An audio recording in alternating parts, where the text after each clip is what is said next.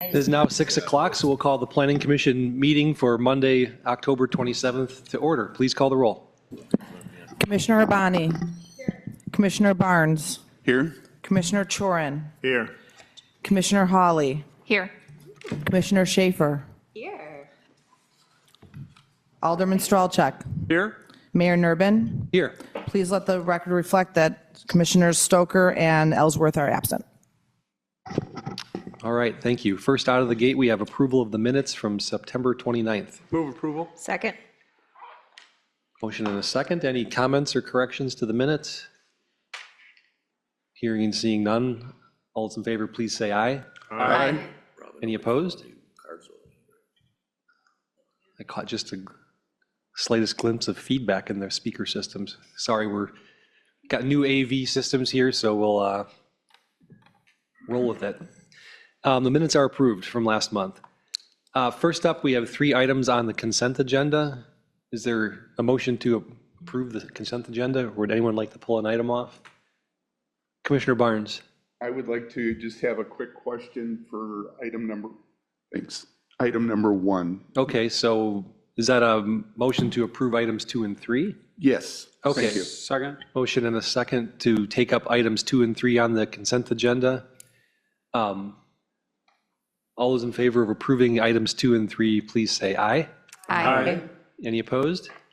Items 2 and 3 are approved. We will now take up item number 1. Joe Bassendale, the applicant, is seeking a minor request approval for approximately 3,000 cubic yards of fill to allow for a new single-family home on the property located at 10950 West Donges Bay Road. What was your question, Commissioner Barnes? Sure. Simple. It's a very simple question. I just like it addressed in some quick way here prior to approval.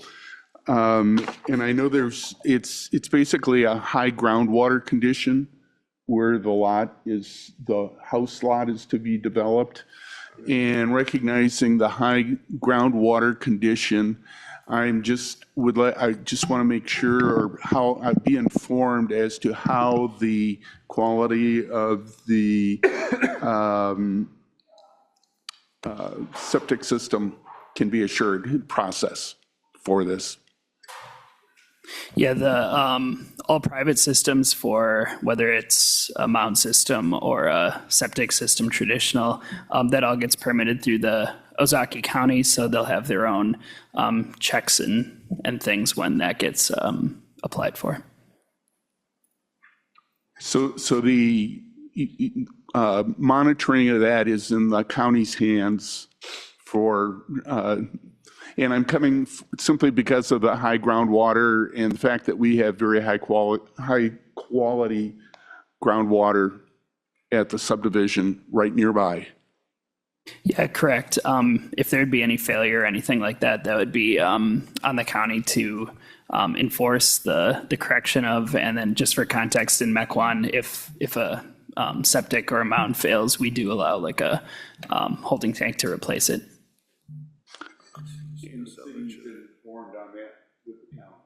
Correct. Yep. Thank you. I bring forward. Nope.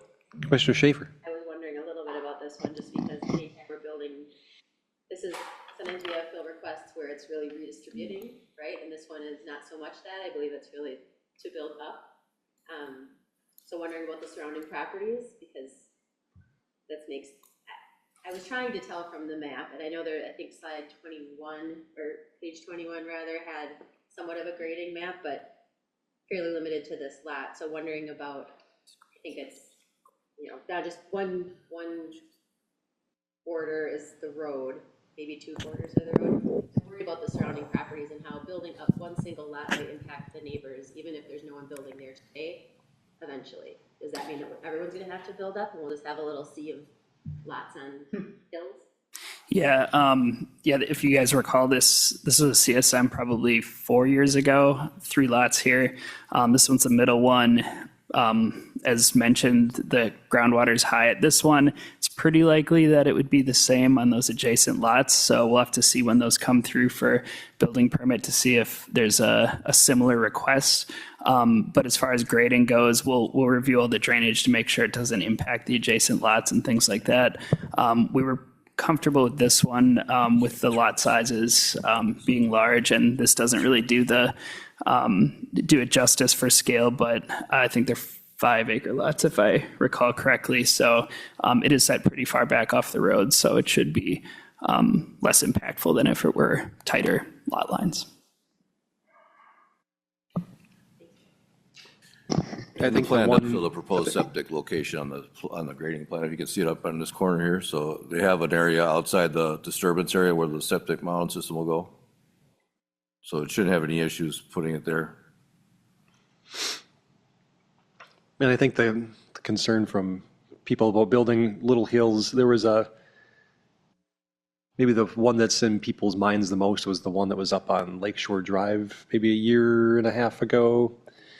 That actually turned out remarkably well, despite all the concerns. It doesn't look too wacky compared to the surroundings, and it kind of blends in nicely. It turned out really well, and this is a much larger lot, so I think I'm comfortable. You have to do something to make these properties more developable, and this is pretty reasonable, all things considered. Yeah, I'm trying to retain the trees, sounded like. Yeah, exactly. Any other questions from the commissioners, or is there a motion perhaps? So moved. Move approval from Commissioner Barnes, Second. second from Shoren. Any further discussion? All those in favor of approval, please say aye. Aye. Any against? And the ayes have it. We have two public hearing items. The first, John Beglin for Beglin Academy of Dance. Applicant is seeking conditional use grant approval for a dance studio for the property located at 10520 North Bear Road. Is there a motion to go into public hearing? 64. Second. Motion and a second to go into public hearing. All those in favor, please say aye. Aye. We are now in public hearing. Is there anyone here this evening who wishes to speak on this item? Hearing and seeing none, is there a motion to close public hearing? Motion to close. Second. Motion and a second, all in favor? Aye. Public hearing is closed. Maybe just a brief overview from staff. Yeah, so this request is for conditional use grant approval to allow for a dance studio at 10520 North Bear Road. It's a multi-tenant building, and the dance studio plans to occupy Suite A, which is roughly 3,500 square feet in total. Beglin was founded in 2007, and it teaches Irish dance to students and adults. The academy was originally in Glendale since 2008, but the owners are Mequon residents and are looking to move back to their local community and have their business here. The applicant indicated that classes range from approximately 10 to 20 students and are instructed primarily by the two owners, and also there will be 3 additional part-time teachers on staff. There's not a zoning code requirement for a dance studio, so we use the industry standard of 1 parking spot per 3 students and 1 per staff member during business hours. With the 94 available parking stalls at the multi-tenant building, staff believes this will be sufficient to meet the industry standard requirement. So with that in mind, staff is recommending approval of the dance studio. Thank you. Any questions from any of the commissioners? Commissioner Strelchak. No questions on the application in and of itself, just kind of, I think this is like the second dance studio that we've had come up. It seems like it should be almost a permitted use depending on, on this zoning.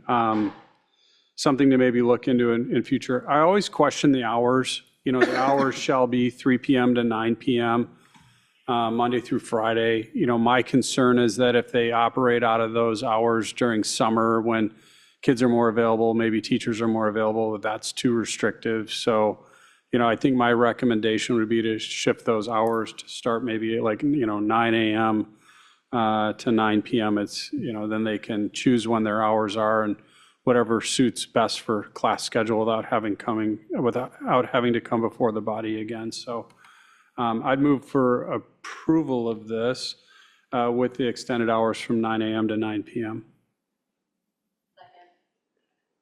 The motion and a second. Any further discussion? Commissioner Urbani? Are you talking about all week or just weekdays? Because they're asking for weekdays, 3 to 9, and weekends, 9 to 6. It's all week? All week. I mean, all week. If the weekends, I don't see a problem with weekends either, but, 9 to 6 seems more reasonable. That's fine. Just clarifying. Yeah. Yeah, I think when we type these up, we tend to put in there what the applicant is asking for in the moment, and if your concern is well-founded, if they come back and decide they want to operate a little earlier or later, then technically they'd have to come back and get an amendment to this document. But if we don't have a problem with those hours, there's no harm in extending them, and they can choose whether or not to do it. I take it, is this the applicant? All right. Yeah. Is the light green? You might have to push to talk. There we go. Okay. Yeah, it just came up in case you had any questions. So I guess my question is, 9 a.m. to 9 p.m., it doesn't change what you have to be open. It just gives you more flexibility if you choose it Monday through Friday. Would you find any benefit in being open a little bit later on a Saturday on occasion if you? Well, in the last 18 years that we've been in Glendale, and by the way, we started at the Logaman Community Center when it used to be over here. Joni Monfrey was a lady who gave us our startup years ago, so a lot to thank her for. We start our classes at 4:30 every day, and we have a lot of kids, as in myself. We have 6 kids at home, so we don't go past 8 o'clock just for family. And then on Saturday, we usually seasonally, getting ready for St. Patrick's Day, Irish Fest on a Saturday, we would operate anywhere between 10 a.m. and 3 p.m. And we don't touch Sunday, that's our family day. So, does that answer your questions? I just didn't know if you needed later hours on Saturday, just to, again, what this is it sets your hours of operation as a maximum, right? So if you potentially think that you might need to be open till 8 p.m. on a Saturday or 9 p.m. on a Saturday, just in preparation for an event sometime in the near future. Like if we do a movie night or something like that for the kids or something like that, yeah, if I suppose we apply for that now, that would be great. So I think I'm going to recommend with my motion 9 a.m. to 9 p.m. 7 days a week. Yeah, accept that friendly amendment. Yeah. That helps you out, I think. Excellent, thank you. Flexibility. Yep. Now I got to turn my mic on. So we have a motion. Did we get a second? Yes. Motion with an amendment and a second. Any further discussion? All right, all those in favor, please say aye. Aye. Aye. Any opposed? That item is approved. Best of luck in your new location. Yay, welcome. Our next public hearing item is Susan Van Cleve for Sunny's Dog Boarding and Daycare. The applicant is seeking a conditional use grant and building and site plan amendment approval for a pet daycare and kennels for the property located at 6020 West Tonjes Bay Road. Move to go into public hearing. There you go. Motion and a second. All those in favor, please say aye. Aye. We are now in public hearing. Is there anyone here this evening, other than the applicant, who wishes to speak on this item? Hearing none, is there a motion to close public hearing? So moved. Second. Motion and a second. All those in favor of closing public hearing, please say aye. Aye. Any opposed? Okay, we are back in regular session, and we'll kick it off with a short intro from staff. This request is for conditional use grant and building and site plan amendment approval for a pet daycare and kennels for the property at 6020 West Donges Bay Road. Sunny's Dog Boarding and Daycare will offer full day and half day daycare services, overnight boarding, and basic grooming services. The applicant is proposing several site changes, including the installation of a fence. You can see that outlined in red at the top of the screen. Can you scroll up a little bit? As well as the removal of an existing shed and an additional 9 parking stalls. Staff is supportive of the shed removal and the additional parking. Non-residential properties require planning commission approval for fences, and the applicant is proposing a 6-foot wooden fence starting at that northern portion of the building and extending towards the northern end of the lot and then west in the rectangular shape shown on the screen. Due to the high visibility of the fence, both from public view as well as from the adjacent sites, staff is recommending that the applicant use a combination of wood fencing and decorative metal fencing to enhance the streetscape and reduce the impact of the 6-foot wooden fencing. Staff recommends that wood fencing be used on the rear sides and the adjacent properties, so that would be the north and the west property lines for privacy and noise buffering to those adjacent properties, and that ornamental or aluminum iron fencing be utilized along the public-facing frontages for more visibility. So that would be the south and the east property lines along Bear Road and Donges Bay Road. And then if you look at page 82 of your packet, we've just included some potential examples of how you could combine both wood and decorative fencing to kind of achieve privacy while still, lessening that harsh view of just the wood fence starkly. The current site plan does not show the fence meeting the setback and offset requirements. So as a condition of approval, staff will require that an updated site plan be submitted that shows a compliant location of the fence. There are also dumpsters proposed, which you'll see in this image at the southeastern corner of the fenced area within the fence line. But because of the recommendation that staff's making regarding the fencing, we're recommending that the dumpsters be relocated to where that existing shed is that's planned for removal. And that'll allow it to be a little better screened within the fence line, further away from the public street. And there's already existing landscaping in that area, which will also shield it from public view. In terms of landscaping, Exhibit B, which is the image you see on your screen right now, highlights in green the new landscaping that's being proposed, which staff is supportive of. Staff is also recommending some additional landscaping. Firstly, per City of Mequon Code of Ordinances, off-street parking lots with more than 10 stalls should have 10% of the interior parking lot landscaped. So as a condition of approval, staff is recommending that the applicant meet this ordinance. Staff is also recommending that landscaping be extended along the eastern and the northern portions of the property line. Those, again, are those kind of more public-facing parts of the property to soften the fence line from public view and to break up long fence runs. Given that this site is on this busy intersection and is an entryway to the business park, it's important that the site be designed with care, and the proposed fencing modifications and landscaping should improve site aesthetics and enhance cohesivity in this business park entrance area.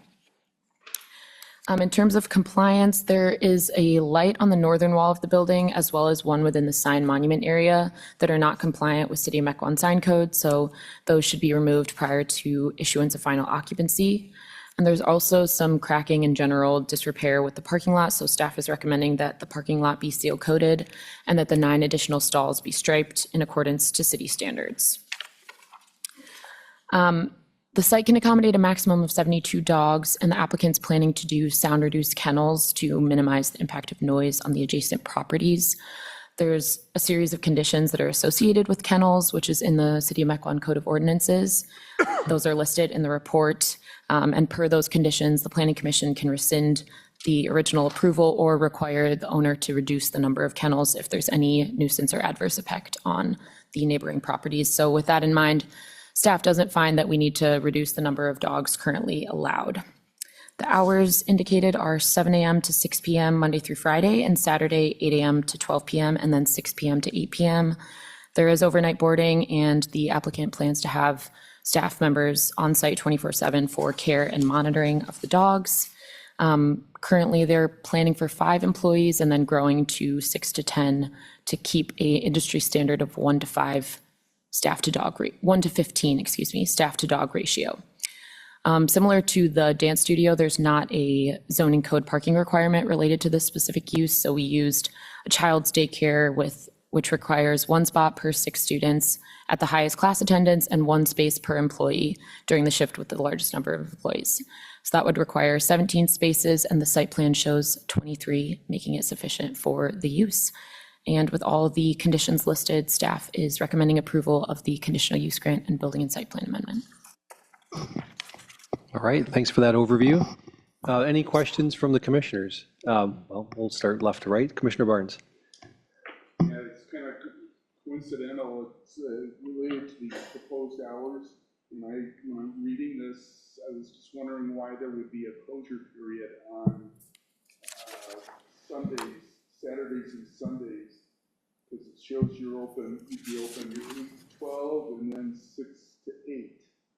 So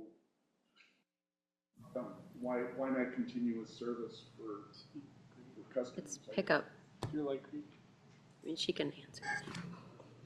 Well, I think if he's not asserting that they should stay open, just reflect the hours from when they start to when they finish. You can leave the middle flexible. precisely, thank you. Okay. Just to simplify in case you wanted to Thank you. change operations, similar to the comment Yeah, on the last exactly. one. Hello, can you? Hi, I'm Sunny. I am the applicant. I am also a Mequon resident. And to answer your question, it doesn't necessarily mean that the dogs are no longer monitored. It just allows a flexible pickup and drop-off time. When customers come to pick up their dogs, it interrupts the flow of the dogs being able to play throughout the day. And it also gives the community the ability to pick their dogs up with more flexible hours on weekend travel, going landing from the airport at later hours and being able to get their dog and go home for the evening.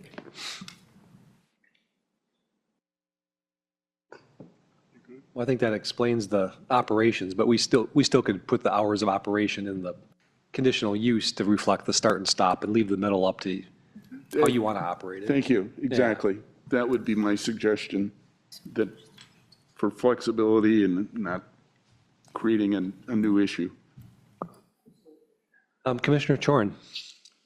How many different fenced areas are there? It appears as though there's 4 different fenced areas. Yeah, can you look at the fence? Yeah, I believe there's internal fencing areas. I mean, the applicant can speak to this as well, but the intent for the application is that larger and smaller dogs be separated in the yards. Okay. I'm not sure as to other reasons for the different fenced areas, but perhaps the applicant can speak to that. The other thing, I'm assuming the fenced areas, within the fenced areas, it's grass, or, I mean, it's not paved certainly. So you've got these dumpsters that, are these just rolling bins? Do they need to be rolled along a hard surface? You know, because where they've got them requested makes it easy to pull out and empty. Where you were suggesting they move to makes it a lot more difficult. So if you can have a better understanding of what the dumpsters themselves are, it would help.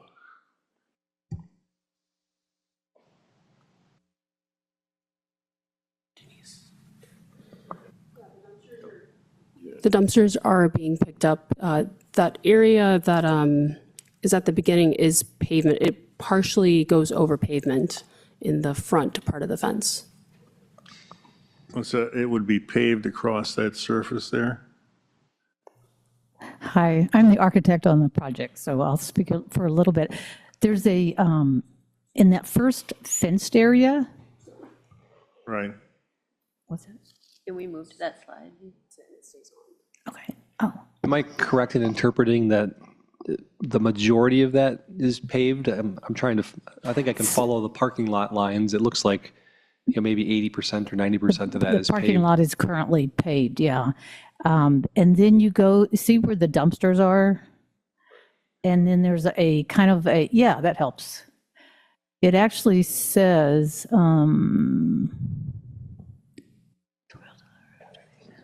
that's the, let's see, this is a landscape plan. Can we go to the fence. the site plan? That might be more helpful.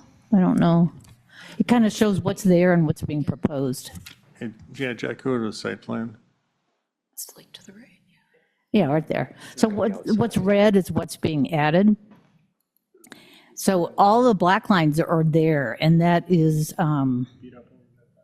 you could see a little concrete pad, and you could see the black line where the Okay, so that first fenced area is all is within mostly the asphalt paving. right now. Okay, so And that's an area where they could do like water baths for them, you know, and let them play in the water, and it's not going to get muddy.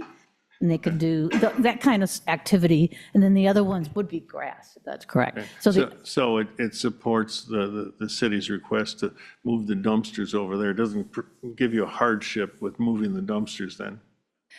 Well, the dumpsters are located where they are because so the truck can come up and pick them up and dump them. And it really wouldn't work with the dumpsters back because they can't get in there. Well, then they would have to be rolled to the location that you Right. request. But I guess with the fence there, you wouldn't see the dumpsters. That's the whole idea. That's why we put them behind the fence. Yeah, I think I see where you're going with your comment. In the access for the truck to pick up the dumpster is going to be challenged. I'm assuming it'll get picked up frequently because of the contents that are likely to be in it. Right. Just to beat around the bush. So to me, it's the fence itself is supposed to cover that up. I know where we were going with trying to shield the dumpsters, but it's going to make it operationally very difficult.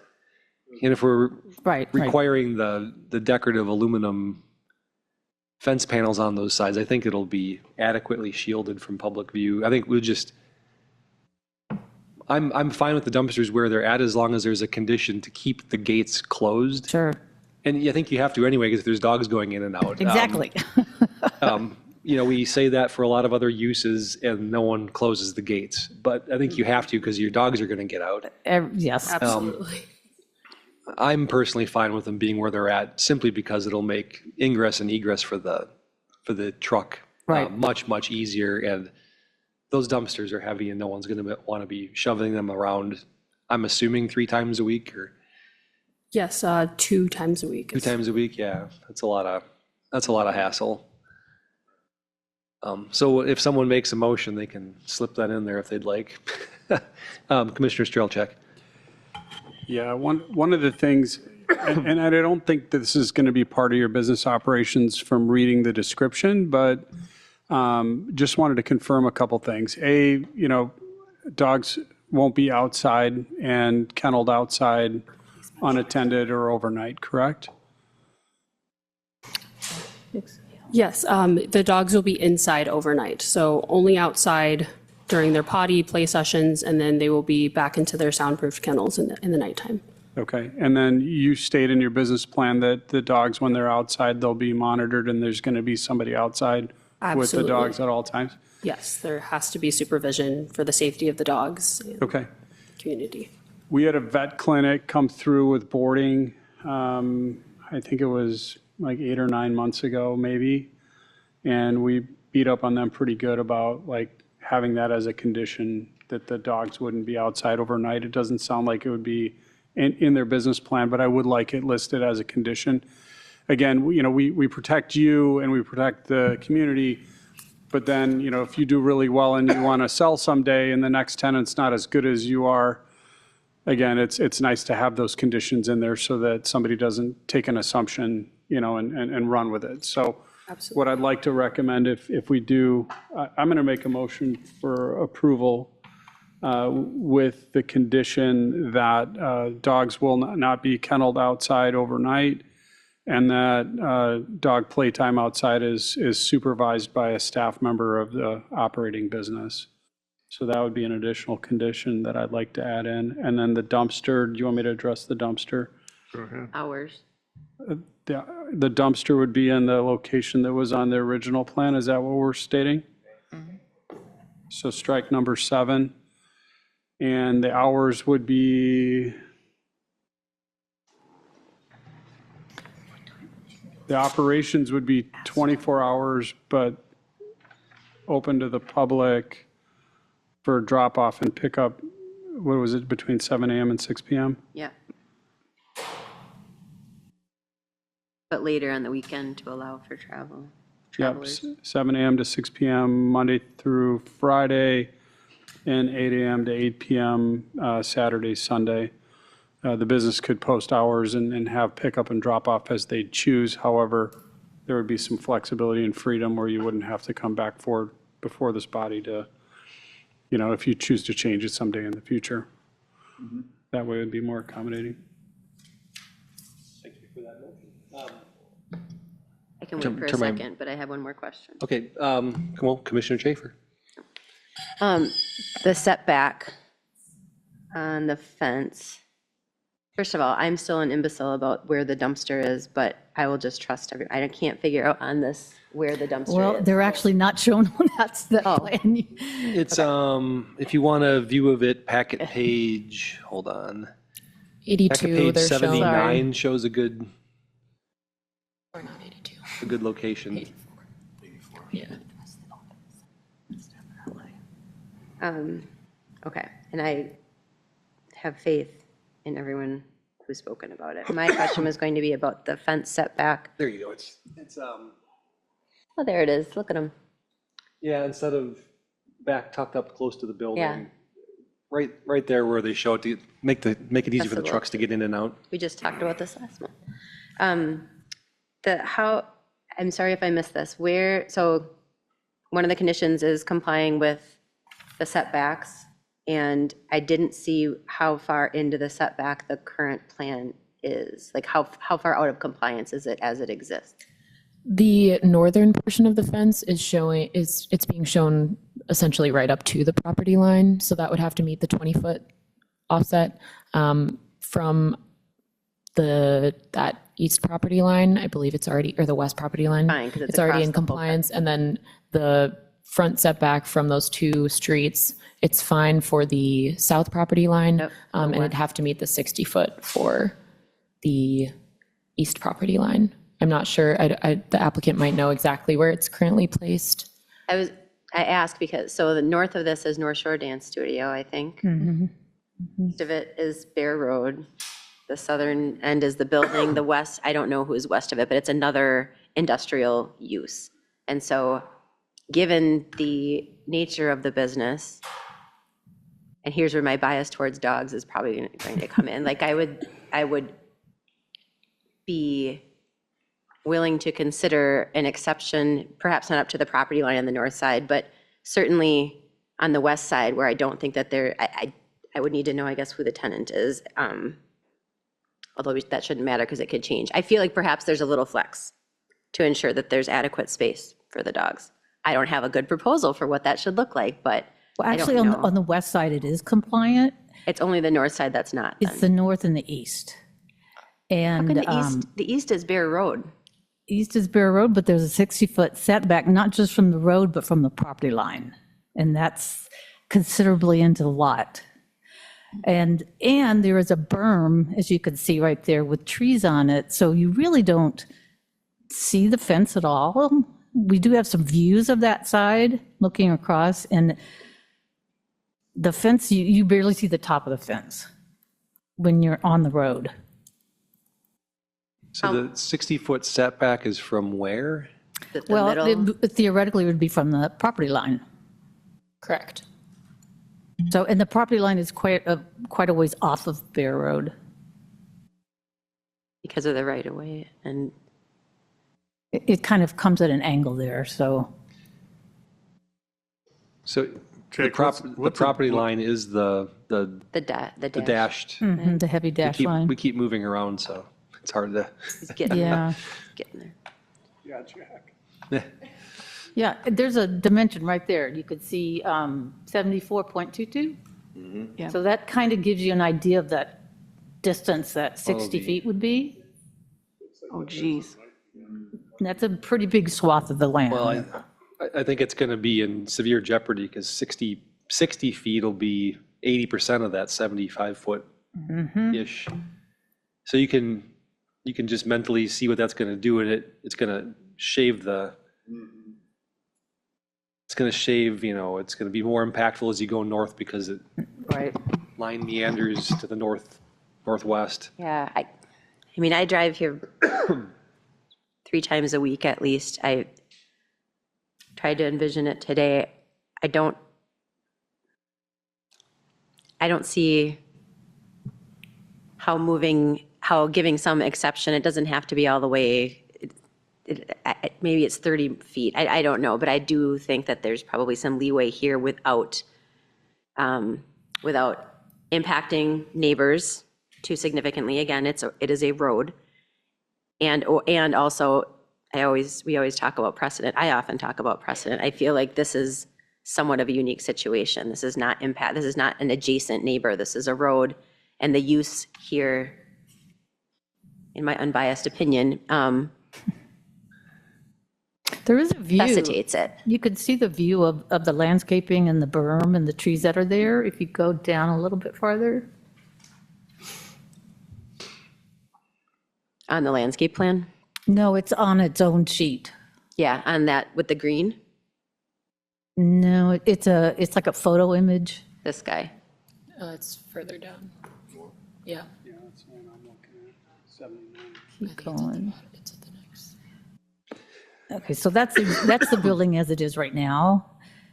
And then this is with the landscaping that we're adding.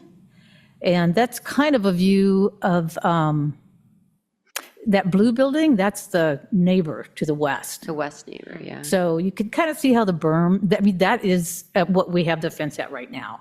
And it's a nice little berm there with some trees and it shows a fence where we would want to place it. The desired location, not where the setback would require. Right. So this is just the setback required for the zoning district on the lot. It's not the road reservation. Yeah, it's the setback requirement from the property line that's required per B5. And staff, made this recommendation with the understanding that there's no other fences really in the area to kind of avoid Slippery slope. eyesore and, setting a precedent and. And it's a having corner lot. Right. That's the main. Yeah. I do see your point though with the berming and the trees that are there. It's not going to look bad.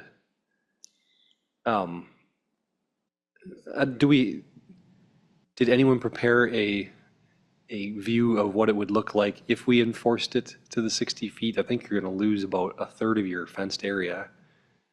Yeah. I mean, the fence would be Think lower. more, yeah. You'd see Just little. eyeballing it. Going to be more. Yeah. Like 2/3? Yeah. My math You, is you might. I got a mathing. question on that. There we go. Pardon? I got a question on that. 60. Um, I mean, that's 14. Commissioner Strelchak, a question.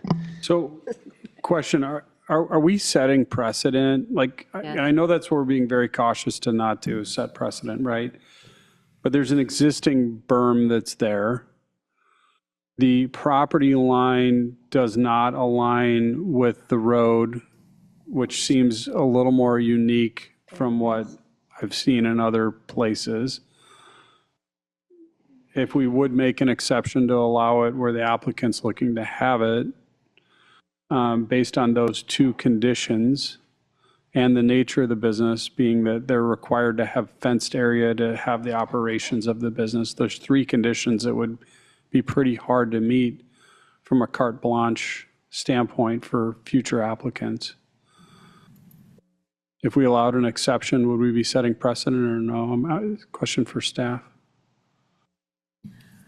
Yeah, I think the use is unique in terms of requiring a fence.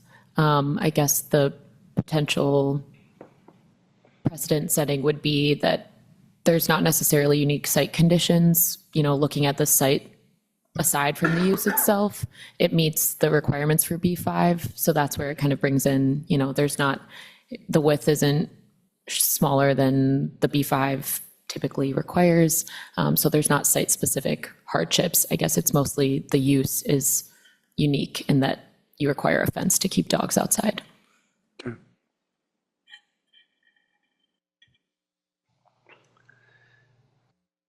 Yeah, I'm sort of personally okay with where the fence is shown on the east side, because the berm is there, and it is odd that the lot doesn't go up to the road.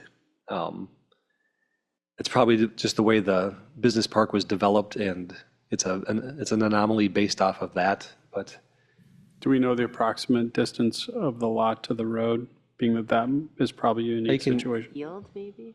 Jack's got a pretty good view. It's basically like you're losing about 20 feet, but it meanders. Yeah, it's Okay, so there's our delta. instead of 60, it's Instead of 40. 60, we could go with 40, and visually it would maintain the 60. It's just a kind of an anomaly because of the way the lots were developed in here. 60 feet off the street. That's what. Yeah, 60 feet off the street would.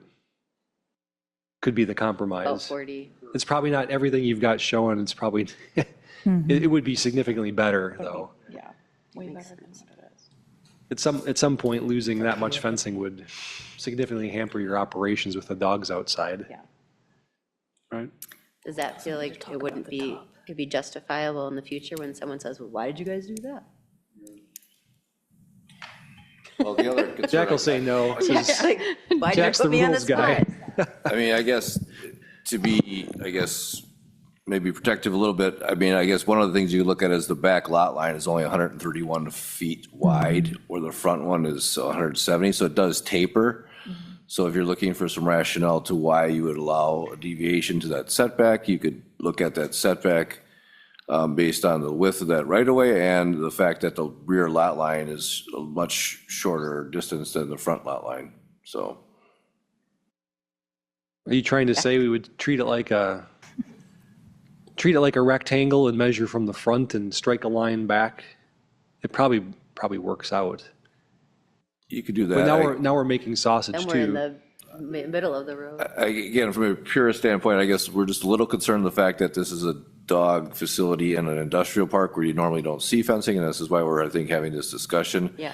So now if the dog facility ever goes away, I assume the fence would probably go away at one point, so maybe only related to that.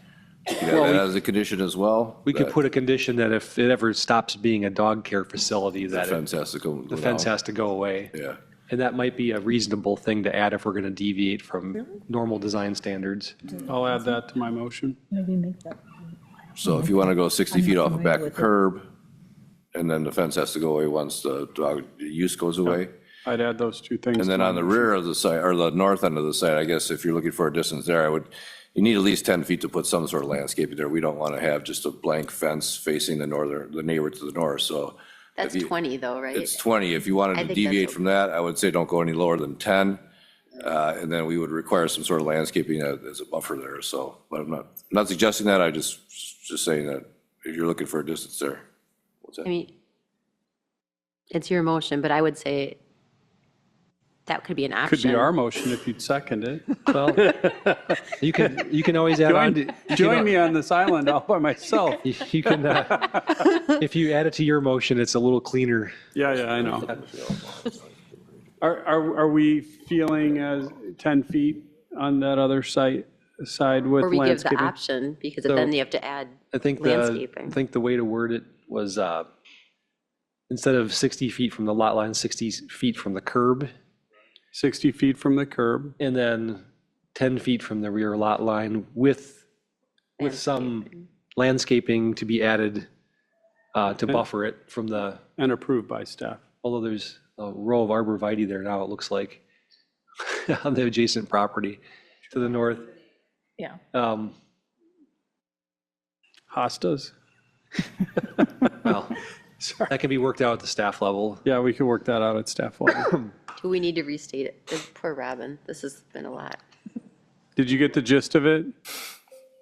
You got the first part and then the last part he just said? Yeah, Okay. thank you. And does the person who's going to second it understand all of that? Or would you like Robin to? Let's restate it. Let's have Robin reread it because The there's a whole, lot. for all of yeah. our edification. Okay. Alderman Strelchik's motion includes no kenneling outside overnight. All outside play needs to be supervised. We're going to strike number 7 of the current proposed conditions regarding the dumpster. The hours, Monday through Friday, are 8 a.m. to 8 p.m. For public access. Saturday and Sunday are 7 a.m. to 6 p.m. We understand it's a 24-hour business, but those hours are regarding the public access to the business. There's allowed to be a 60 feet from the curb on the east elevation for the fence, and a 10-foot rear setback from the lot line with landscaping added as a buffer. One correction, your weekend was shorter, and that was 8 a.m. to 8 p.m. Oh. Says Saturday and Sunday, they were asking for 8 a.m. to noon, and then 6 p.m. to 8. We just did 8 to 8 Saturday and Sunday. Saturday and Sunday, and 7 to 6 Monday through Friday. Yeah, Okay, I'm sorry, I had that in reversed. Yep, Good thing we read it back. thank you. Second. Okay, there's a motion and a second. Any further feedback from the commission?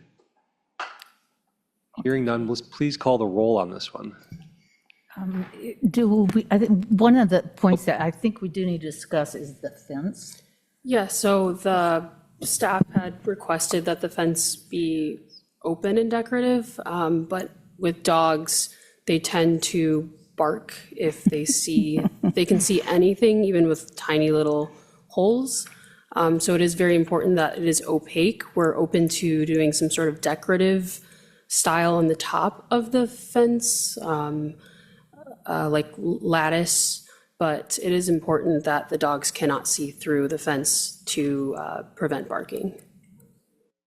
That makes sense to me, but Well, let's see, we've got a condition on, which condition is the one we have? Which number? it was 8. The different types of fencing.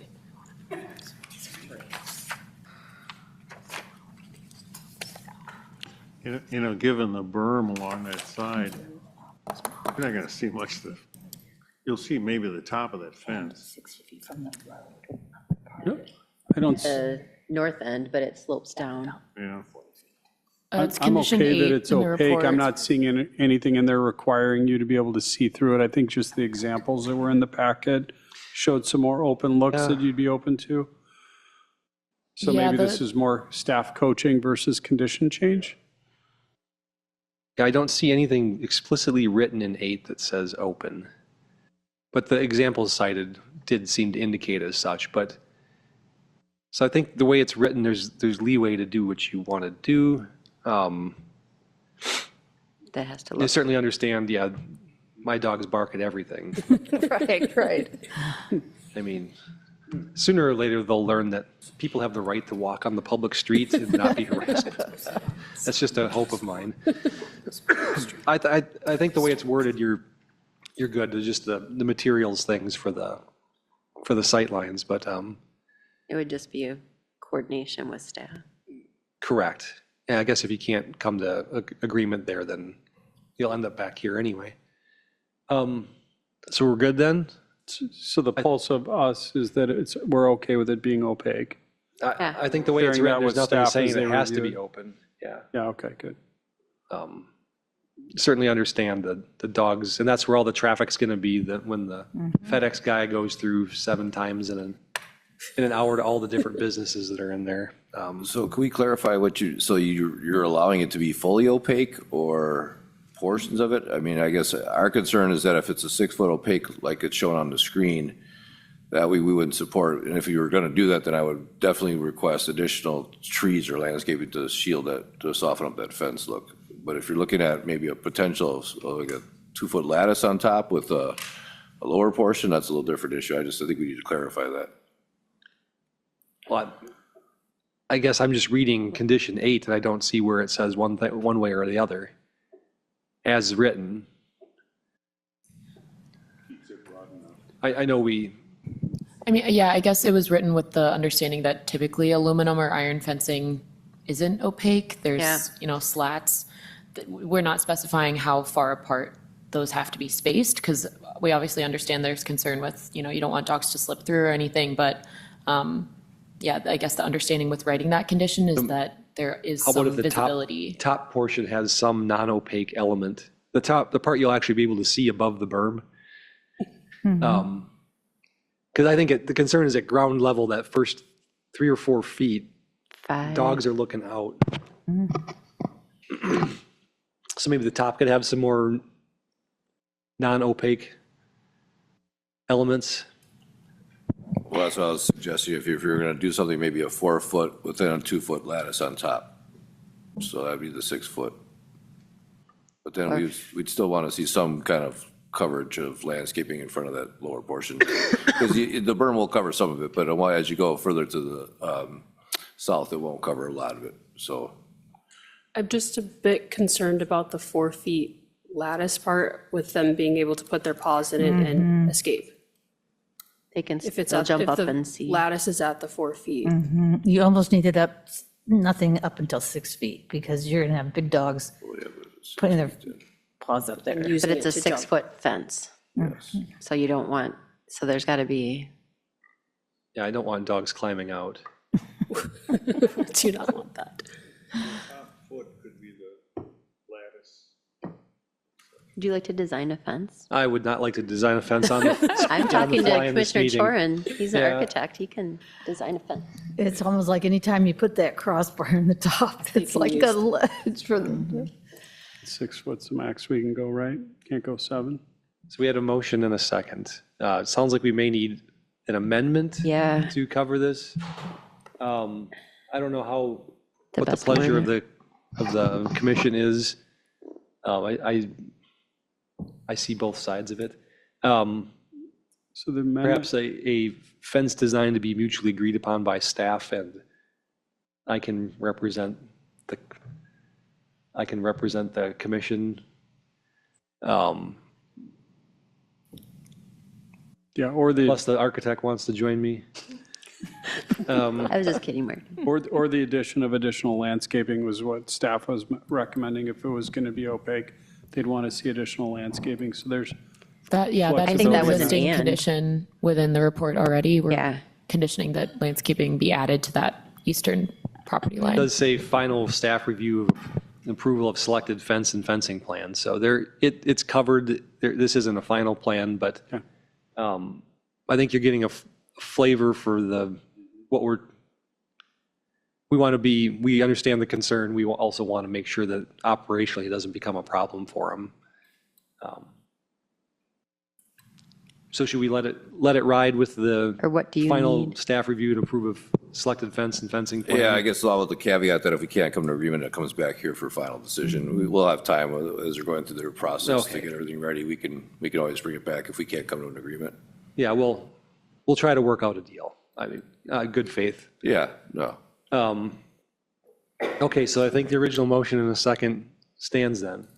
Commissioner Urbani. I think there was one more caveat. I don't know if, Robin, you wrote it down about the, when this property is no longer a dog facility, then the fence would have to be removed. Yep. Want to capture that.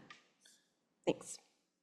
That was part of your motion, was it? Was it not? I don't think it was, so I'll add that as an amendment to my motion. I will accept that. The seconder will accept the amendment. Okay, then we're good. Any further comments? Okay, hearing none, please call the roll. Commissioner Urbani. Aye. Commissioner Barnes. Aye. Commissioner Chorin. Woof. That was dog for yes. Well played, sir. Commissioner Hawley. Aye. Commissioner Schaefer. Aye. Alderman Strelcheck. Aye. Mayor Nurbin. Aye. Vote passes. Right. And then off the record, Commissioner Chorin goes, "Who let the dog out?" Oh, yeah. So I've had that song in my head the whole time. We're sitting here. Hopefully no one lets the dogs out. That's why we have a fence. Exactly. Good luck. Thank you. Welcome to the community. Is this the one you want? Okay, on to regular business. The first item under regular business is Sign Effects Incorporated for Ryan LLC. Applicant is seeking a minor request approval for a sign waiver to allow for a height larger than allowed per sign code for the property located at 11223 Northport Washington Road. Quick intro to the item by staff, please. So this is for a sign waiver for 11223 North Port Washington Road. Ryan LLC is proposing a wall sign on the south elevation of the building, which is currently occupied in part by Associated Bank. The building is in the B2 zone, and that allows each tenant of a multi-tenant building one wall sign not exceeding 30 square feet. So the Ryan wall sign proposed is 30 square feet, but it is higher than the maximum allowed per City of Mequon sign code, thus requiring the waiver. Currently, Associated Bank, as you can see in this rendering, has a wall sign on the east elevation facing Port Washington that is also at the compliant size. The Ryan wall sign is proposed on that south elevation facing the parking lot, as you'll see in the rendering, and it's proposed at a height of 30 feet. Typically, the Mequon sign code requires that signs not exceed 20 feet in height, so this is increasing that standard by 10 feet. The applicant has stated that the sign can't be installed at the code compliant height due to the presence of windows on that side of the building at the 20-foot elevation. We requested that the applicant consider alternate sign locations, which I highlighted here what I sent to the applicant as potential compliant locations. The applicant responded that Ryan's lease space does not include those areas and that signage there would not be permitted by the primary tenant, which is Associated Bank. While staff acknowledges that these are legitimate limitations, they are private lease and tenant agreements, not conditions resulting from a site-specific physical hardship that the city would typically recognize for the purpose of a sign waiver. In addition to that, the sign code requires that all wall signs relate to the architectural features of the building and create an overall harmonious aesthetic. Currently, the sign proposed does not relate to the architectural design, materials, or color scheme of the building. This was also conveyed to the applicant, and they confirmed that they could not differ from Ryan's trademark colors. Ultimately, the city is focused on the sign code, the zoning code compliance, and documented public objectives that relate to these city regulations. This current sign exceeds the allowable height by 10 feet by a pretty significant margin. It's not necessarily due to a site-specific hardship, involved in the physical conditions of the building, and it's not integrating with the existing wall sign or the architectural elements of the building. So staff is recommending denial of the sign waiver.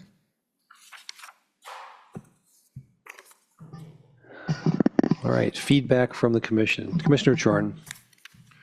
When you look at this view, if the sign was at 20 feet, you would never see it. I mean, the landscape, I'm not saying that that's a good reason to allow it to be up there, but, I struggle to understand what purpose a sign on that face, almost hidden by vegetation and traffic, why do you need a sign up there? The other thing with reference to the compatibility to the materials of the building, I wouldn't say that the Planet Fitness purple sign is terribly complementary to the building there. So I'm not sure that argument holds. But I guess my question to the applicant is, what's the sense of having the sign there, and particularly if it is hidden by landscape? So.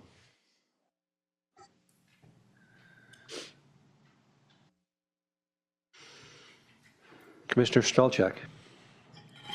Yeah, I'll just be kind of direct here as well. I agree with the statements of Commissioner Chorin. Again, and staff's recommendations on this one. What I struggle with is this building. If I remember correctly, when they came forward, they asked for an Associated Bank sign that was higher than normal, and they asked for that with the original building approval. Now they've got a tenant, and they're sticking their earnest on the tenant to ask for a sign in a location that really isn't feasible, when that sign should be on the front of the building at an appropriate height as to be approved by, the city. That was discussed early on prior to the building being built. I'm also going to highlight the fact that I'm a little surprised that we even have anything in front of us. I know it's a tenant. We don't want to burden the tenant, but the building owner themselves are not in compliant. That glass staircase isn't supposed to be illuminated, after certain hours in the evening. That top band was supposed to be green opaque, not green translucent and lit, and that was green translucent. I don't believe that that's been corrected to date. So I struggle to approve any signage on a building that's not in compliance with how it was intended to be built. So I do want to push back a little bit in this. I'm in favor of the denial on this one. Personal opinion, if I'm the leaseor to a quality business coming into my building, and I'm going to want their sign somewhere where they can be seen in the front of the building for the street traffic and the site where staff's recommending that it goes.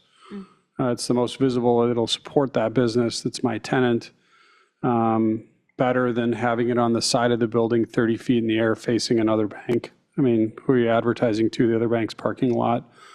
Or maybe somebody, walking down the street, because, I mean, traffic, it just really isn't going to be able to see that as clearly as they want as an identifier. And they're still going to go to the front entrance of the building or the back entrance of the building to get in anyway. So that's my feedback and a little pushback on this application in general, and a little venting of my frustration of the building status as it, doesn't look like it's been corrected to date. When it comes time, I will vote in favor of denial in this case, unless my fellow crew up here has significant reason to deviate from that. Commissioner Chorn.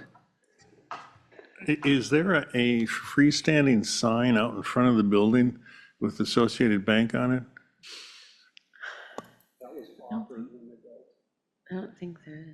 Yes, Well, there the is. picture, Yeah, there is. Yes. is that on the face of the building or is it a No, freestanding? that's a freestanding monument sign. I could not hear. I mean, couldn't your name be It is added? freestanding monument. My name is Don Numador. I'm with Sign Effects in Milwaukee. Say that again? Don Numador. I'm with Sign Effects out of Milwaukee. I mean, couldn't their name be added to that? I mean, like, across the street, you had Ace and Planet Fitness and Yeah.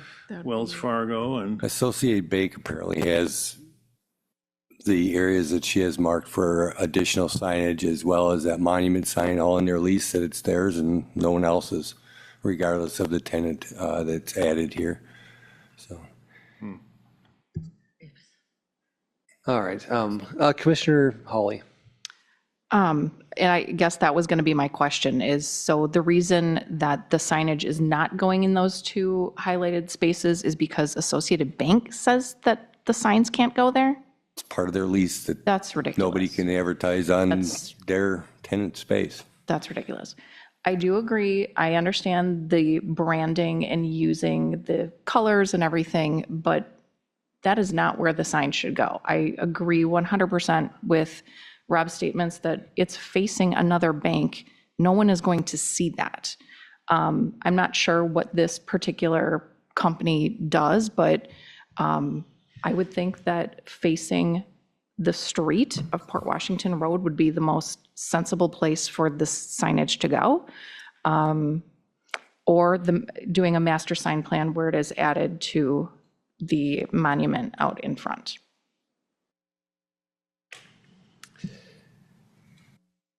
Yeah, I'll chime in here. I totally get using the corporate approved color schemes. I mean, people have their logos, their marketing and branding, and that was an issue when this building went in, actually. It was overly green and some people didn't like the green, and then I think I even said in that meeting when I was alderman in District 7, like, I'm not going to make Associated Bank change their corporate colors just because we don't like them, or don't like them as much in Mequon. But your points, Alderman Strelchuk, about the glass staircase are spot on. There was agreements at the time to not illuminate those past a certain time. I think that's been an on again, off again problem. And you are correct in remembering that there's an additional sign structure inside the glass cage. It wasn't. As you see in many other locations that at least we got rid of that. That would have been essentially it's basically a billboard, an indoor billboard. So there's some decorative elements up there that look nicer, but I struggle with this one. The placement on the south elevation facing a parking lot is really difficult. It's hard to understand that it's going to generate any visibility at all. It should be street facing. If the land owner or the building owner wants tenants, he should fix his leases with the tenants to work this stuff out. And I regret that's the case here tonight, because I don't like denying stuff. But the colors I'm fine with, but the location and the elevation, this is one where we actually will set a precedence, and everyone will come back asking for higher and higher. Because who wouldn't want higher if you can get it? But We get I regular requests on regrettably that. agree with staff conclusion for at least the part of it. The colors I'm fine with. I'm not going to make anyone change their corporate colors. Anyone else care to opine? Whose screen am I seeing? Whoa. Who, Jack, is that you? Who? Jack does it. Jack is the man behind the curtain is- here. Yeah. This is trippy. Sorry, I'm just trying to see who owned the property. That's what I was going to ask. Yes, it's owned by a Mutual Savings Bank of Wisconsin, so I assume it's related to the bank. And so to me, it's like the bank, if they don't want to give up any of their space, so then either they don't have a tenant in there Yeah. or they don't have a sign for their tenant. Bummer I mean, for they you. they have So it's control a- or choice of that A matter. problem of their own creation. Yep. Which stinks for Ryan and. Which I think originally when we approved this, I don't remember recalling them ever saying it was going to be a multi-tenant building at the time. And I think everything was designed for a single I tenant. agree. It was- I thought Now so we're trying to- Exactly what I was thinking. we're I trying was to like, shore It it. was not, I it was didn't not know there was intended to any be a tenant. multi-tenant building. So if, Or what was I'm that? What was fine, there before? they want to reduce their footprint It and was in the PNC Bank. rent out part There of was the nothing. building, It but was they got to just- figure out how to do yeah, it. It was just. Yeah, so you'd be an active partner with this and not Yeah. just say, just put it here and we'll get the city to approve it. Any further comments? I hope they're watching. It's this recorded. You can find it on YouTube. We'll send it. I'd make a motion for denial. Second. Motion and a second. Any further comments from commission? Hearing, seeing none, all those in favor of denial, please say aye. Aye. Any opposed? I'm sorry, not on you. It'll come back, yep. We'll find a deal. Thank you. Next item, Cozy Texture for Hold Holdings. The applicant is seeking a building and site plan amendment approval for a 520 square foot deck and painting of the building for the property located at 10500 to 10520 North Port Washington Road. Yes, this building has had a long history, and I did include some of the history in the packet. So this is a building and site plan to house two tenants, cybersecurity on a real estate business. Originally, if you, I'm sure you recall this building, this is I'll bring a picture of it just so you can kind of see the picture of the building. So originally, this building was two separate parcels with two separate owners, and for a while there was really difficult to get anything done. In fact, in 2016, the previous owner did get approval from Planning Commission to do some work. That work was never done. The current owner bought the property, I think, in 2018 and combined it all into one in 2020. As part of that 2018 approval or purchase, she also went to Planning Commission and got approval for a couple of elements that were actually installed. There's an elevator shaft in the back that was installed. There was some other minor work that was installed and completed, but there was a lot of work there was conditions on that approval that were never enacted. So staff started a compliance effort, and this will be actually going to our court in December of this year for a trial. So there's a number of things that weren't completed. I have listed in the packet, vegetation overgrowing, light fixtures that should be removed or replaced. The parking lot is in poor condition, as you can see from the picture. This was taken today. You can see the parking lot is still in pretty rough shape. There was some painting of some panels and then landscaping around the foundation were all required as part of that 2018 approval. So that none of that was completed. So we've been working with them to try to get in compliance with everything. And so we've allowed them to kind of go forward with some of the compliance issues to get addressed. And then we've said, because that 2018 is expired, we wanted you to come back to Planning Commission for approval. One of the things they're asking for now of approval is an after the fact approval of the painting. The building was painted over the summer, was not something we granted, or they did it on their own. Now, we don't normally want to see brick painted in this case, but now, since it's done, I think it's somewhat irreversible. So we're okay with the color scheme they picked out. It does kind of match the building. It does kind of match the area that it's around. So it's not a bad job in terms of the color combination. But again, this was something that was done without approval for the city, so that they needed an after effect approval from the Planning Commission for that aspect.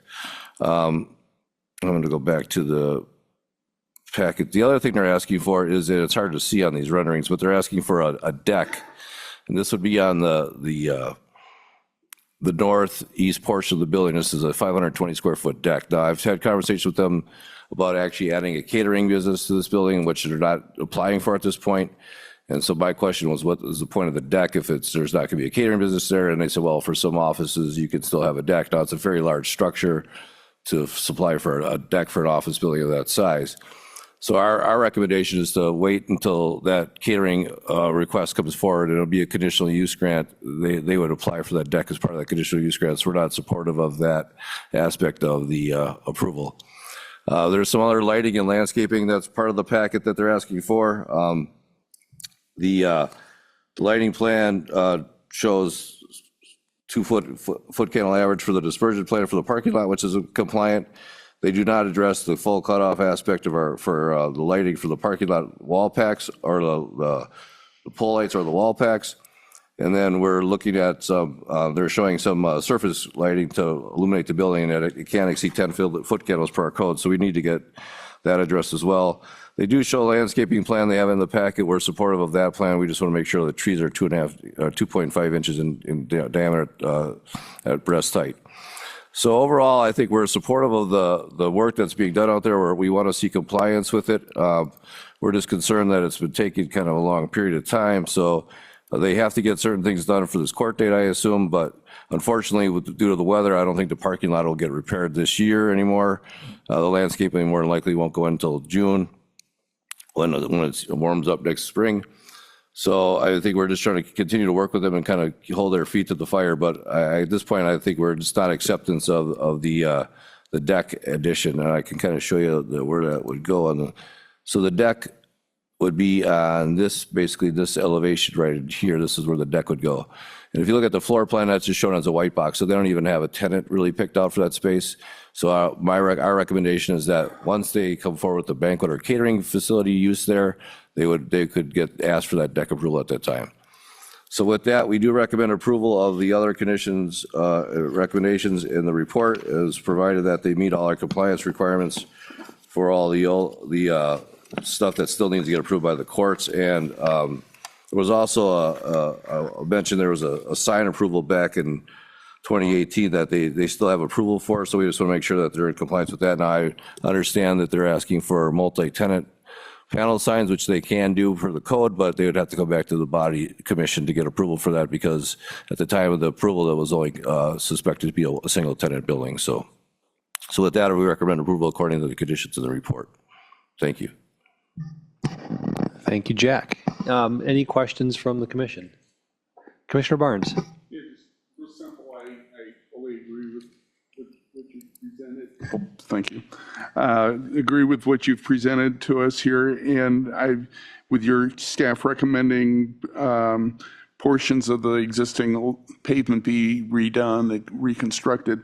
I guess what I'm confused by is that doesn't appear in the list of conditions. The stuff that's under compliance? I didn't hear your first part, I'm sorry. Are we requiring, is the city requiring reconstruction of the pavement? Yeah, that's part of the court or the court process that they're going through. So that's embedded in that earlier chapter, so to speak. Yes, and that'll be going to court in December of this year. So we'll work with at the trial, we'll work with the judge hopefully, and we can get a condition that they have to get it done by, like, say, June 30th of springtime. So that explains why it's not one of your numbered items. Yeah, correct. That's all. Thanks.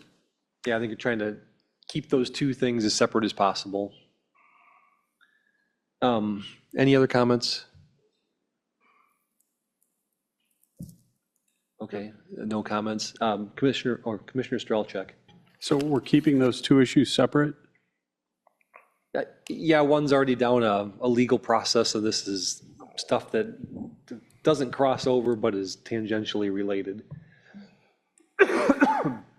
So we had site compliance issues that weren't followed, and they're asking for more site changes? Well, some of them are done, like the painting of the building, which actually does look good. Yeah, some of the issues that they're asking for are part of the compliance in a sense. So like the landscaping, they did clean up a lot of the overgrowth that was out there, but now they're asking for the foundation plantings and the trees, the street trees and everything like that. So that was part of our original requirements that they do that. So now they've actually formulated a plan that we could enact and put in place. So if you want to add a condition that all those compliance issues have to be addressed regardless of the court, we can do that as a condition and put like June 30th, that they have to have the parking lot reconfigured and striped and sealed, and then the landscaping has to be in by that date as well. We can add that to it just in case the courts take a different tone on us, which has happened in the past. I would agree. Okay. So would I. That's where I was, I mean, we're trying not to blend the two. We don't want to take up a court case here and legislate on the fly, but if there's compliance issues that were required of the building previously and they weren't followed, to come back forward with something else, just like the last applicant,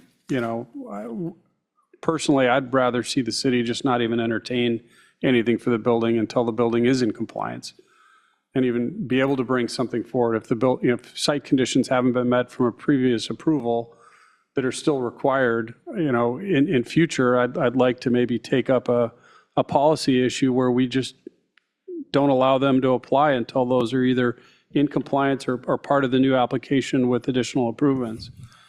I struggle with anything here, and I think I'm looking at the applicant when I say that. If you're approved for something and something is required to be done, it needs to be done. Yeah, please do. Is that it? There you go. Okay, I don't agree necessarily with what you're saying. It's not that we are not complying. We actually are complying. That's the whole point of it.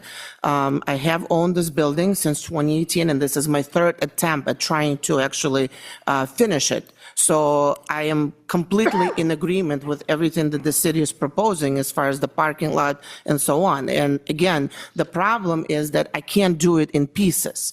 This building has been abandoned when I purchased it in 2018.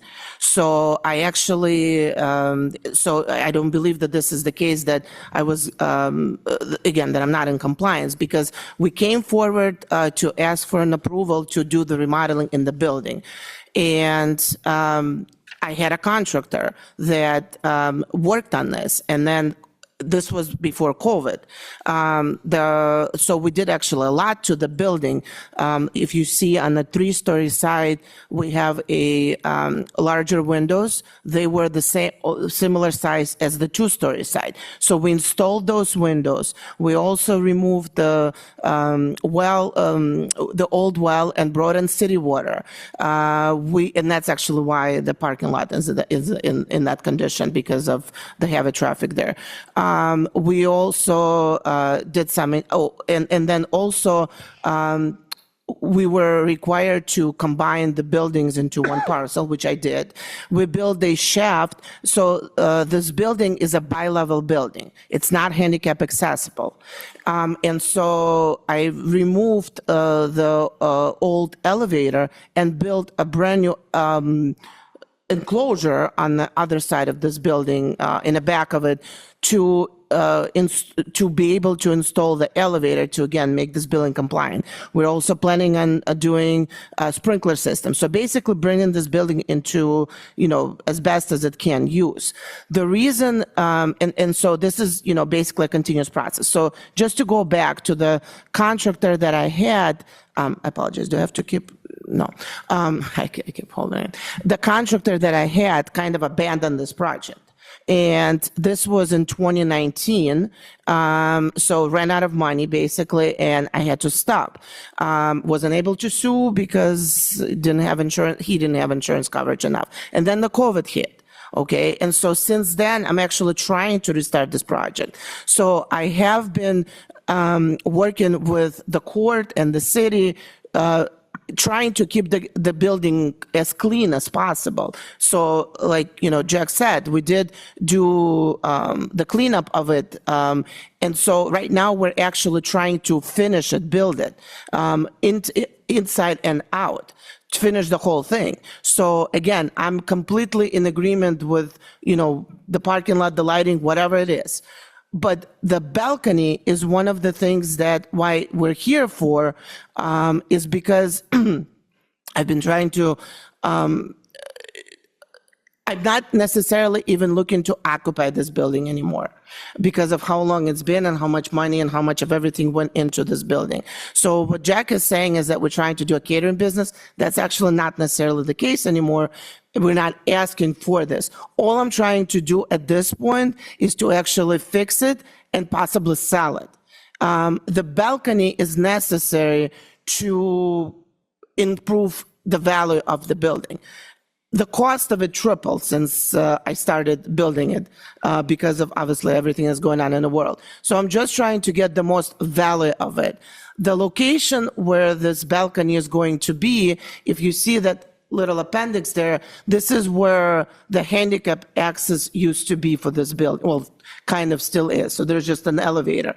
The building, because it's bi-level, it cannot have a patio because you can't, there's no patio. It's low, when you come in, you have to come down or come up. And so the only way to have an outdoor space for this building is to add this balcony. Whether it's going to be a restaurant or a banquet facility or just an office space, again, I'm not necessarily even looking to run the business from it anymore. The idea initially was to occupy, so the 3-story side to have all office space, but the 2-story side to have something else use, some other use. My idea was to have a conference center or banquet hall facility, which we also, a couple of years ago, went in and changed the zoning. Again, at this point, I'm getting ready, I'm getting this building ready for sale, not for use. And if there's going to be any kind of use, I'll come back for this, or somebody else will come back for this. But I need an approval for the balcony, which is the process of finishing this building, including, the issues that exist outside, which obviously we'll do as well within the time limit. I have no issues with that. But I need a balcony so that this building is sellable at the value that I'm looking for, so that it's not just office space. That's basically what we're looking for right now. So it's not that we're, disregarding what city is asking for. As a matter of fact, we've cooperated and done those things. And so we are in the process. As you see, we actually started, and I'm really hoping I can finish it this time. It's my 3rd attempt. I don't know that I'm closed-minded to a balcony, and I don't know that the other commissioners would be closed-minded to it either. To build a balcony in hopes of having a tenant that's going to want to use it is a little backwards in the building industry. To each their own. I rely on city staff recommendation in that space, and they're recommending that once a tenant is identified, come back for a balcony. And with a council, maybe the mayor would want to take a straw poll on where we sit on it, just to show kind of where our pulse is in that discussion. With all due respect, I don't know what the tenant is going to be, but even an office space can have a balcony. This is useless space right now. There's nothing that can be in that space. Again, with COVID, we know that you need an outdoor space because there's so many businesses that actually closed down during COVID for not having an outdoor space. This building does not have that option outside of this balcony. It's going to look like the rest of the building. We're going to make it nice. There's nothing else in that space that you can do. And I cannot come back when there's going to be tenant, because what if I want to put up this building for sale? And in order for me to get the most value of it, I think that the building needs to be different from all other office buildings, basically. And my balcony is the idea for that, so that it allows for office space, for a restaurant, all allowable uses. And if it doesn't sell with how much I've already put into it and going to, maybe I could go back and run the business, but that's not my idea at this point.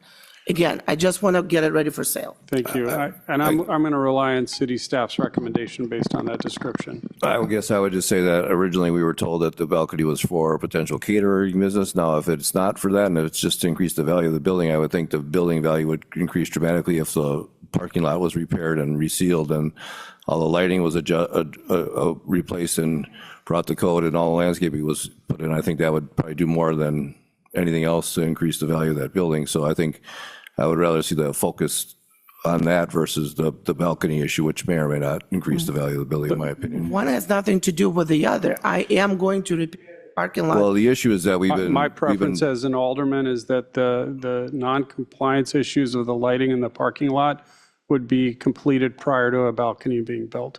Absolutely, However at the we same word that. time.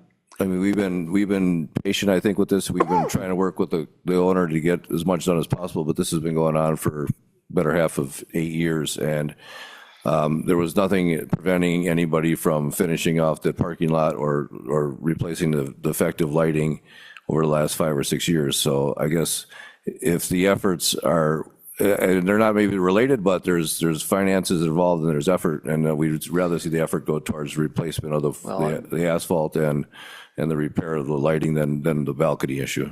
But I think there's that's two separate I think that's issues. the crux of the concern from a few of the commissioners up here is I don't know that anyone's objecting on the face value, the concept of a patio.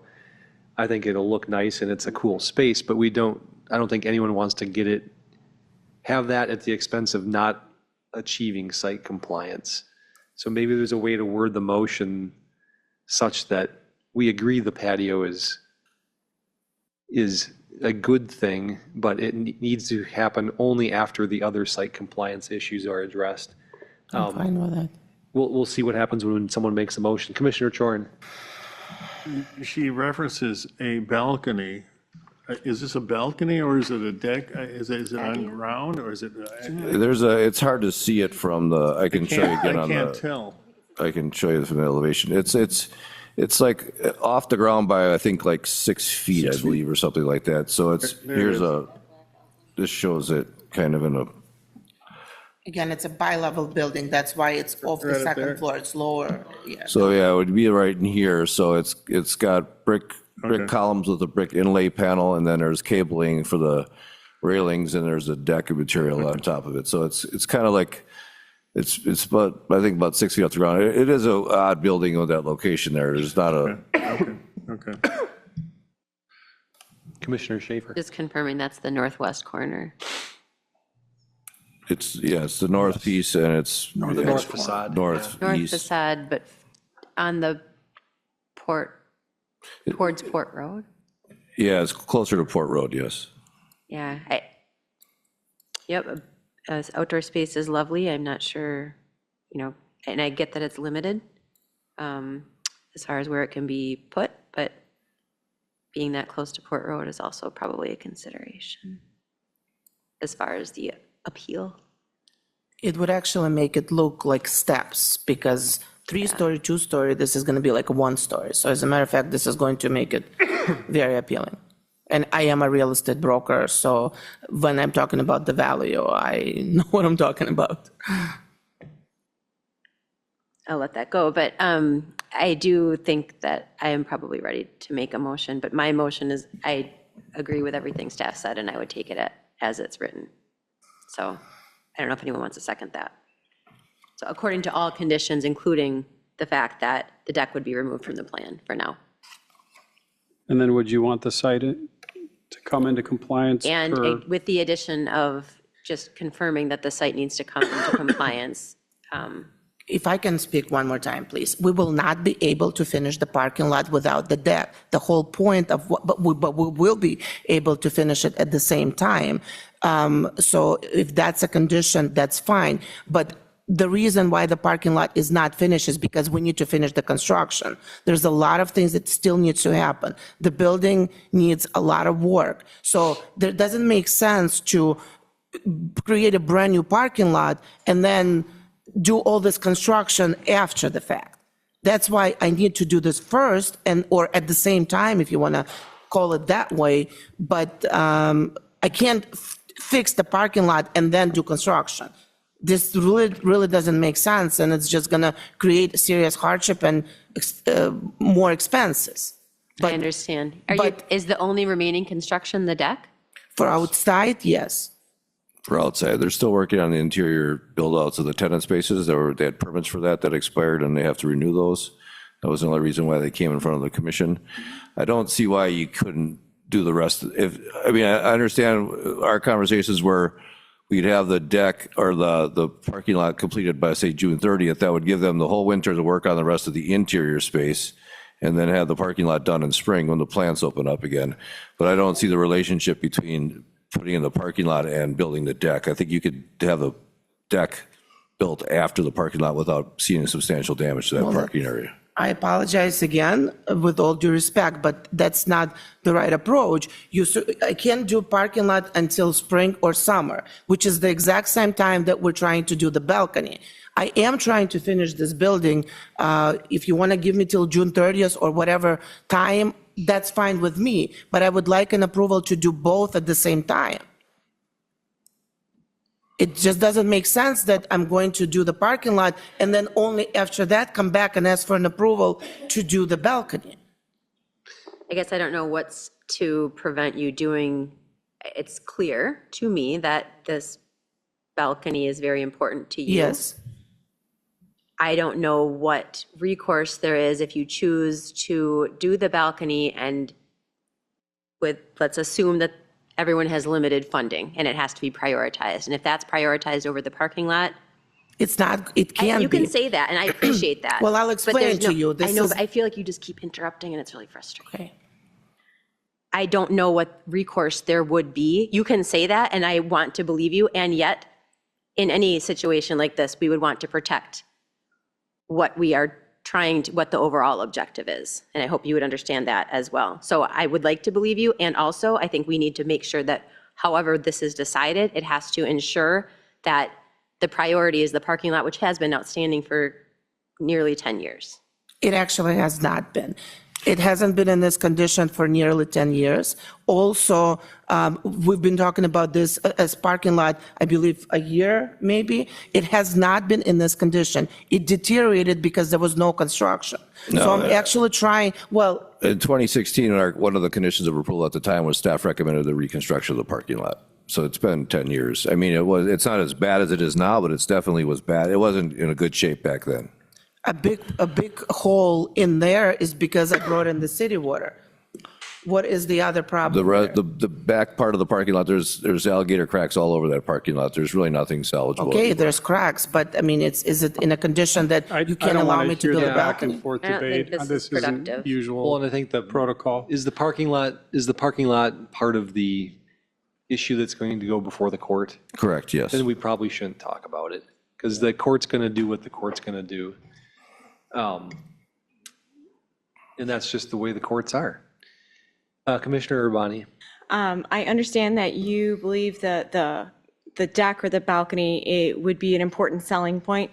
I, as a neighbor, am a little concerned that you can see this location from the street, not just from the street facing it directly, when you're facing directly east, but if you're driving south on Port Washington Road, you'd be able to see that entire deck or patio area, especially right now with no landscaping. And I'm not sure exactly how much the landscaping would wrap around that front corner to block the proposed addition. So I would be a little concerned that a new owner or tenant would say, it's too big, it's too small, it's too open, it's too visible to the street. And that other people driving by would say, well, there's people, it's too visible. So that's my concern about doing a new build like that. And I think it would be I personally think it would be much more worthwhile from the viewpoint of a neighbor to really bulk up your landscaping on that front corner in preparation for future possibilities of decks or patios or balconies, regardless of the parking lot, because that's going to be addressed in a different. If I can clarify, you mean you want me to put landscaping instead? Yeah, and I think it's in the plan that there is a landscaping plan in here about trees and bushes in that front corner. I think it would be more beneficial to focus on that for the possibility of future building right behind that area, because then it would screen it from the view of the road. Again, I don't know how landscaping and balcony are the same things. I think that it would be beautiful to have a balcony in there. And so when you would be driving, you actually see a beautiful building where you have steps, 1, 2, 3, which is exactly what it's designed to do. But more importantly, this is necessary for the value of the building.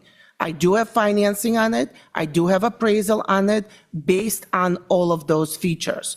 If I don't have a balcony in this space, it's a simple office building. and there's many of them. The balcony will allow for this building to have a lot more usage. And to answer your question as to a priority, I don't think that this building can be usable with this with the parking lot. I'm 100% in agreement with the city on this. Timing wise, I'm not going to be able to do a parking lot this year. So I'm also not going to be able to do a balcony this year. So both of those things are going to be actually, hopefully, if with your allowance, of course, would be installed in spring, summer. I'm trying to finish this building as fast as possible. So we can do interior in the winter, and then as soon as possible, would like to finish the balcony and the parking lot. That's the idea. Any kind of conditions you'd like to impose on me to build occupancy, anything at all you'd like to impose on me, but I really need an approval for this balcony. Otherwise, this building has no value, in my opinion. Commissioner Chorin. I see the passion and your need, and it's good to hear that you've gotten the financing for it, because I think it kind of seems like the history has kind of said something differently. So I don't have any issue with the balcony.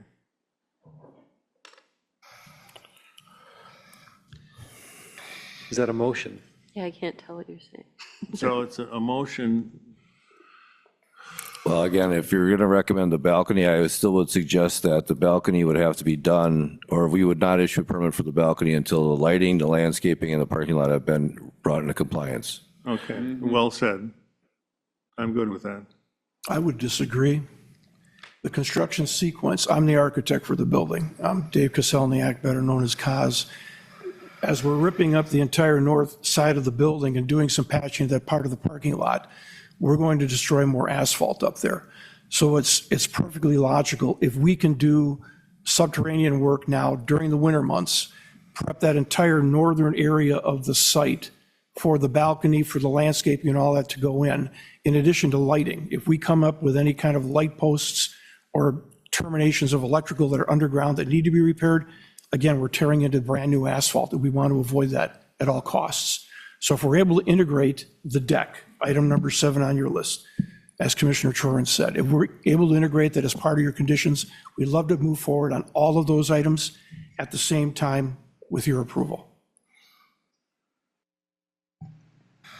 So the desire is to do the parking lot and the deck at the same time, concurrently. The other items could be done earlier. There's Yes. the lighting and landscaping elements, but timing those two together. Is there a possibility of saying the majority of the parking lot can be done first? So 3/4 Well, of you're not gonna have an asphalt guy come out 2 times. I also, if I may, also the elevator shaft is built, but the elevator hasn't been installed, which also may require heavy equipment to go through that parking lot, which is what I'm working on as well right now. So there's a lot of things that go into it. Again, I'm 100% in agreement with you on that parking lot. But it cannot go first. It can be concurrent, absolutely. Give me time limit, fine too. But we need to do it concurrent. Commissioner Streltek, did you have a question? I saw. I was starting down a path. Starting down a path. I'm not overly opposed to the balcony either. However, I'm concerned about the compliance issue of the parking lot not being done immediately following. And I'm not getting a sense of reassurance on how that can be accomplished. And The other option would be letter of credit. We can require them a letter of credit and 150% of cost of the parking lot reconstruction. Yes. They could post that, and then if they don't do it, well, then we could pull a letter of credit and do it ourselves if we have to. It's not something we want to do. We do that with, we do a letter of credit for landscaping. We could add one for the parking lot if need be, if that's makes you feel any more confident. Then I'm comfortable saying yes to the rest with a letter of credit. I feel like I made a mulling that over, motion. Commissioner Schaefer. I made a motion, there's no second, so that's kind of just dead for It's- now, right? Because we're kind of It moved hasn't on. advanced yet. Okay, so is it possible to this is not a motion, this is attempting to phrase one, though. I'm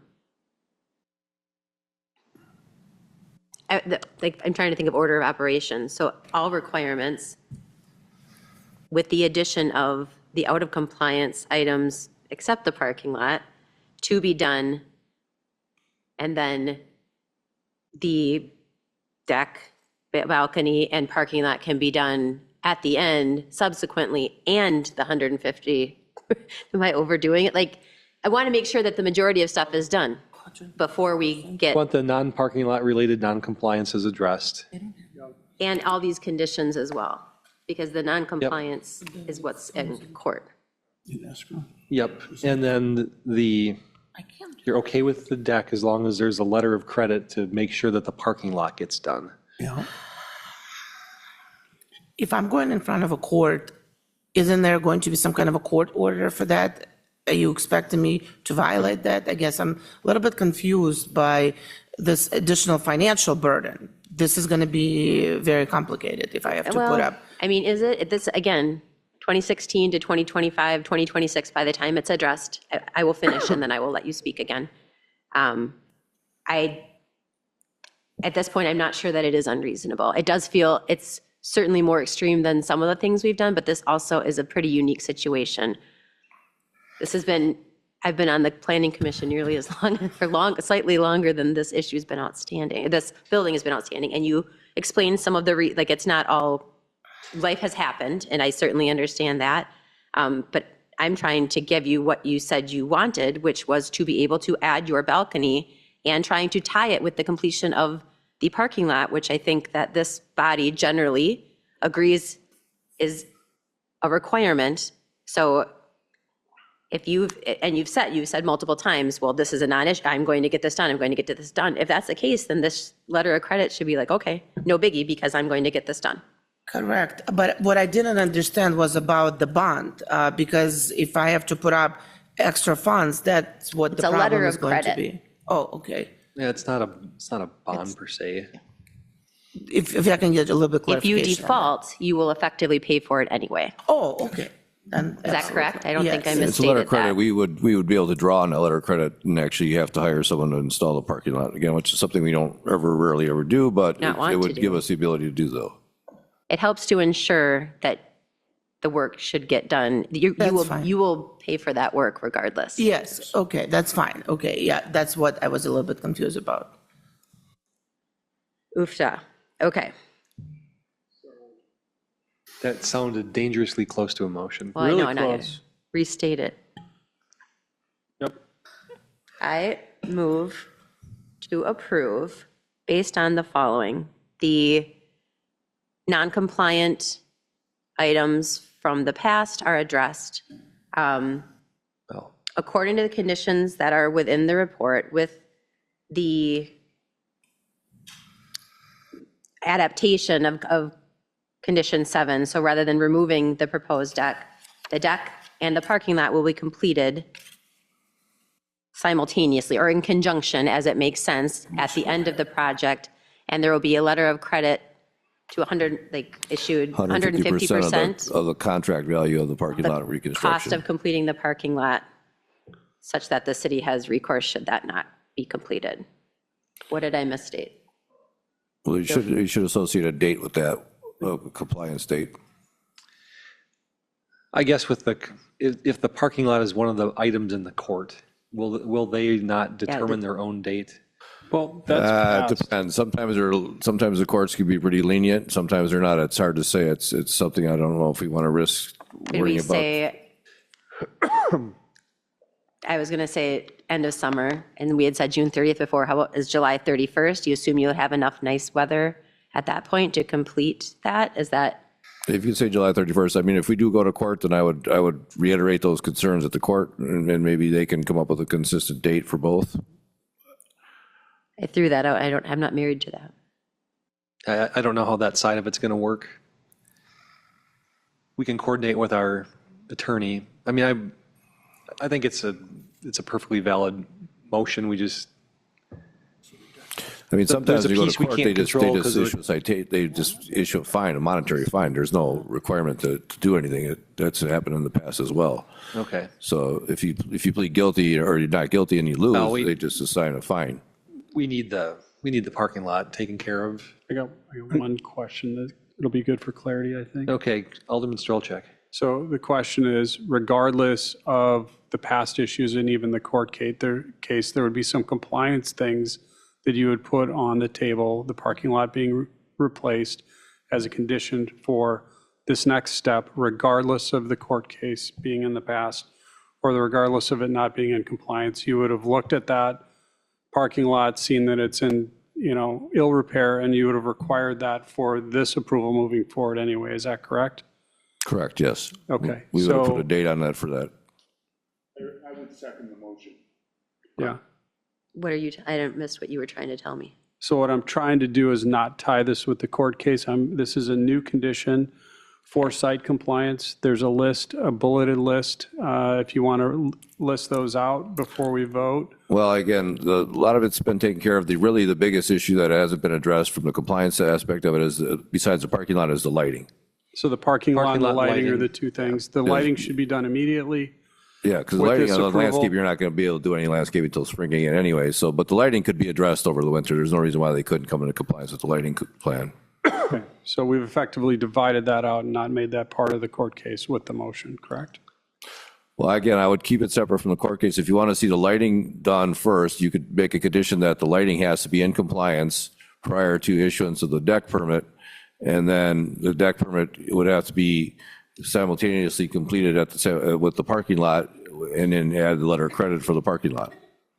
So then that would address everything, and you would have belt suspenders for everything at that point. That all makes sense.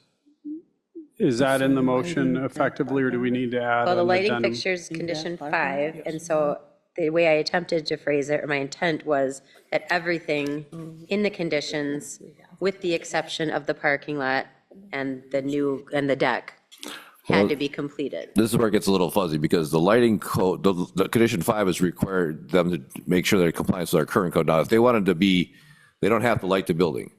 So to comply with the court order, they could remove all the non-compliant lighting and all the broken fixtures and not put any lighting in, they still would be compliant. Because they have the cutoff, because there's no light. Because there's not a requirement that you have to have parking lot lights or you have to have egress lighting, that's really about it. So you don't have to have wall packs, you don't have to have parking lot lights in Mequon. So that's why I think the issue for the non-compliant is to make sure that they clean up the non-compliance. There's bases that are out there that are sheared off with wires exposed, and there's non-compliant lighting, floodlights that are out there. So if they clean all that up first, that's fine. Now, they're obviously going to put in the new lighting before they do the parking lot. It would make sense. So I'm not too concerned about that process, but I just want to make sure that they get that, the lighting, the non-compliant lighting gets done sometime between now and the spring. So the amendment would be a lighting date of April 1st. April 30th? April or 15th. tax day? April 15th. Do we need to amend the motion to include some dates? Well, again, you can make the lighting, the condition for the lighting to be done prior to them taking out the permit for the deck. Okay. Correct, yeah. And so then Yeah, that's not that's really, what I'm that's up to them to suggesting. figure out when they could do that. The only date I really would need would be to when that letter of credit would have to be available to be drawn on. So if she's saying July 31st, that gives them enough time to get it done by then. And if at that point, we would have the ability to draw on a letter of credit. Now, we wouldn't do it on August 1st. We would probably still take some time to get that process going, but at least there should be a finite date to when that parking lot's got to be completed with the letter of credit. So those are the dates I was suggesting we add. So one for the lighting and one for the parking lot. So I would you. suggest then that that motion gets amended, but I would say instead of a date, right, we're saying that the lighting, the compliance issue must be completed in order for the deck permit to be issued. So the Correct. deck permit is fully dependent on the lighting compliance being completed, otherwise no deck permit. Correct. And then the parking lot has to be completed by August 1st? Is that what we? Yeah, that's fine. July 31st or August 1st, either way, it's fine. Sure, I'm fine adding a little flexibility to the end date, moving it from June to late Just July, in case early there's August. weather, Yep. I don't know. I And mean, I then was trying to think of, stuff you happens. know, you don't know how it's long not winter lasts Otherwise, we have to sometimes. come back and keep negotiating. Okay. I accept that. I'll, the We have a second. motion, amended motion, and the seconder also Robin. agrees. These are some- Any further discussion? Okay. Hearing none, please call the roll. Commissioner Hawley, Aye. Commissioner Schaefer, Aye. Commissioner Urbani, Aye. Commissioner Barnes, Aye. Commissioner Chorin, Aye. Alderman Strelchak, Aye. Mayor Nurbin. I'm going to abstain. Abstain? It passes. Okay, vote passes 6 and 1 abstain. Best of luck finishing off the building. Thank you so much. Thank you for your help. Thank you. On to item 4C, P2 development. The applicant is seeking rezoning recommendation and concept plan approval for a zoning change town center to town center PUD. Planned unit development to allow for 58 residential units and a 3-story mixed-use building for the 5 properties located at 11030, 11020, and 110950 North Buntrock Avenue and 11027 North Weston Drive, and the property immediately to the south, which has no address yet. Correct. I just said, there's a lot of people in the audience. I'm not sure if they're here for that item. Have we get any cards to speak? But if maybe you want to remind them if they have anything they want to say, they could do it now. That's a good point. If there's anyone here to speak on any item, there's comment cards in the back, or we can just go up to the podium got lost in the flood in the basement. So we have a nice chair with a microphone. If there's anyone here wishing to speak on this item, now is a good time. Oh, would you like to come forward, ma'am? We'll pretend this is a podium for the sake of public comment. The one right next to you. It's the one, yep, It's one the to one your that's still left. got the green light on it, sorry. State your name and address for the record, please. I'm Mary Ellen Sampy. My address is 10772 North Cambridge Court. Okay, could you get just a little closer to the microphones? It's hard, it's having trouble picking you up. Okay. I'm Mary Ellen Sampy, and I live at 10772 North Cambridge Court. Okay. And what would you like to tell us? There are a number of us here who live in the Windsor Estate condominiums, and we drive the streets that are involved with this project, and we are concerned about the effects of this project on a number of things in our neighborhood. And we would like to know if the people who are planning this project have considered the impact on the school enrollment right there at Wilson and Stephen School. I know that we can't know how many of the 58 units would have children in them, but I think it's a very legitimate concern. And there are other things that we would like to have some information or answers to.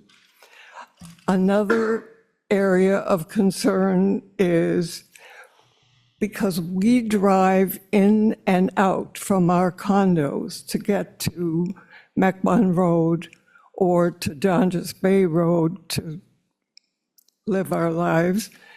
And there are kids on bikes, there are kids on electric scooters.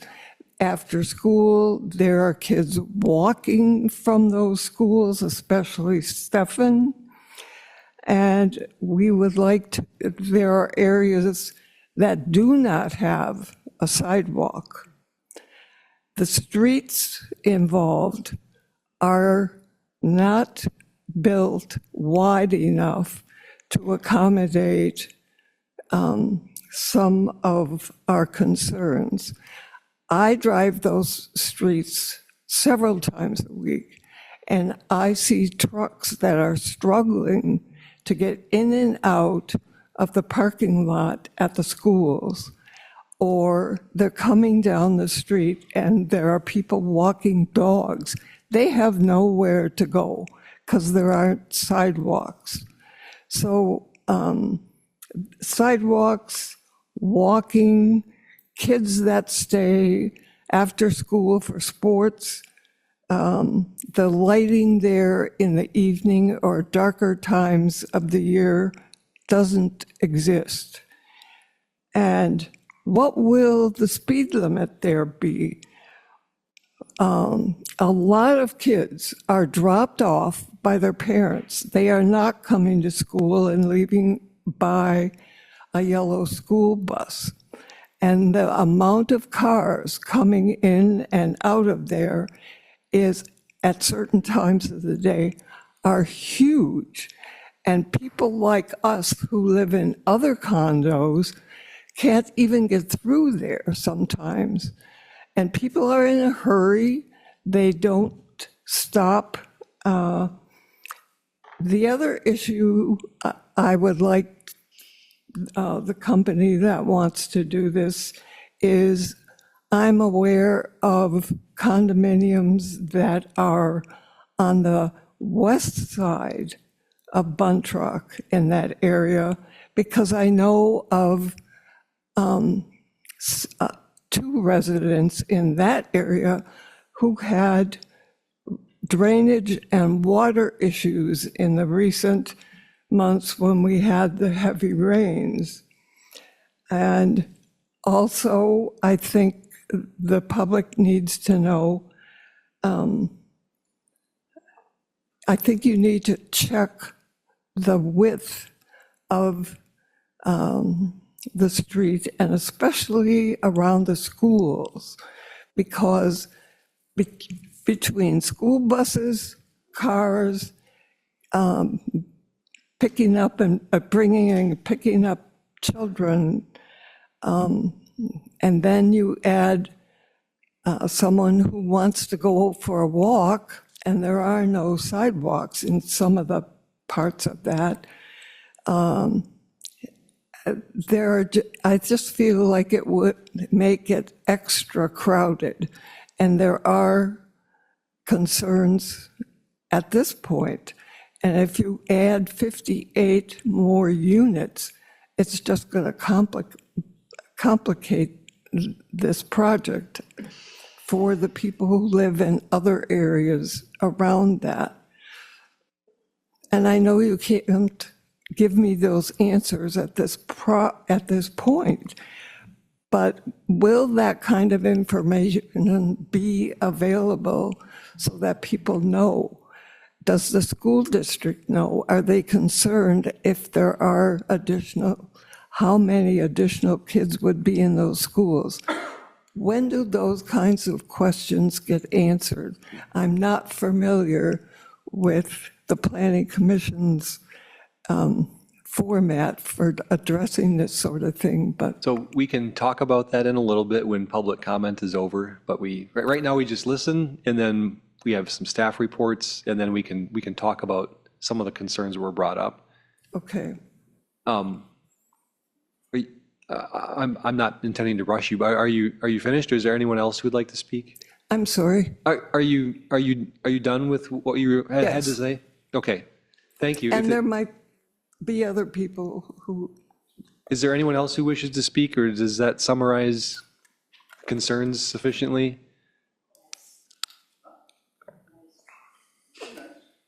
Yeah. Be nice. Sounds like my wife. Oh my gosh, that was so relatable. Except Matt would have said that to me.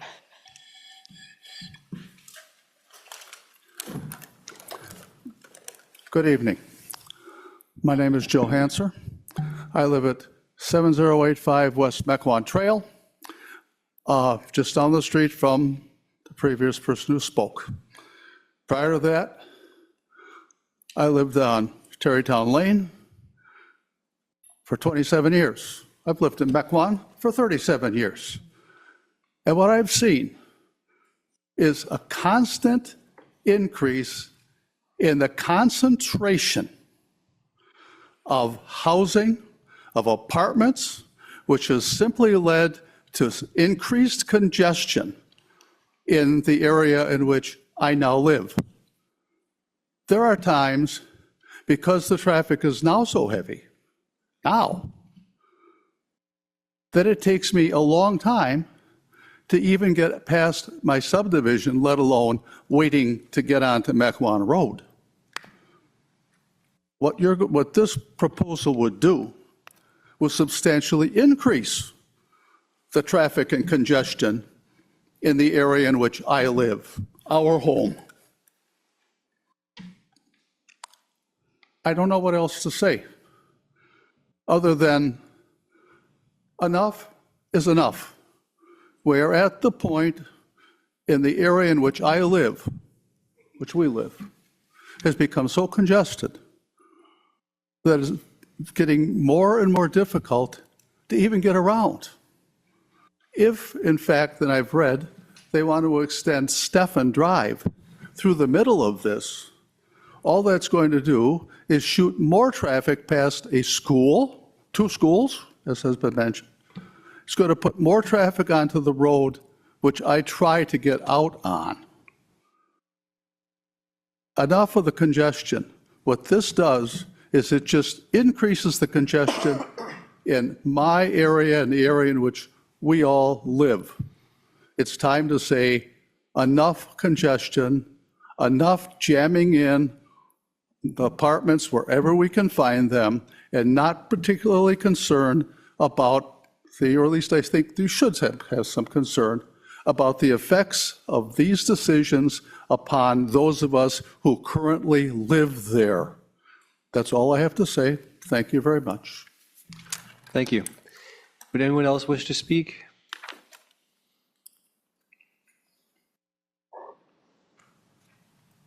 All right, I think we've got everyone who wants to speak.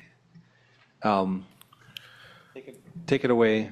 Yeah, so hopefully I could address some of the questions and comments. There's a few things in the staff report that address some of those items. Some are things we'll never know, like who will move into them.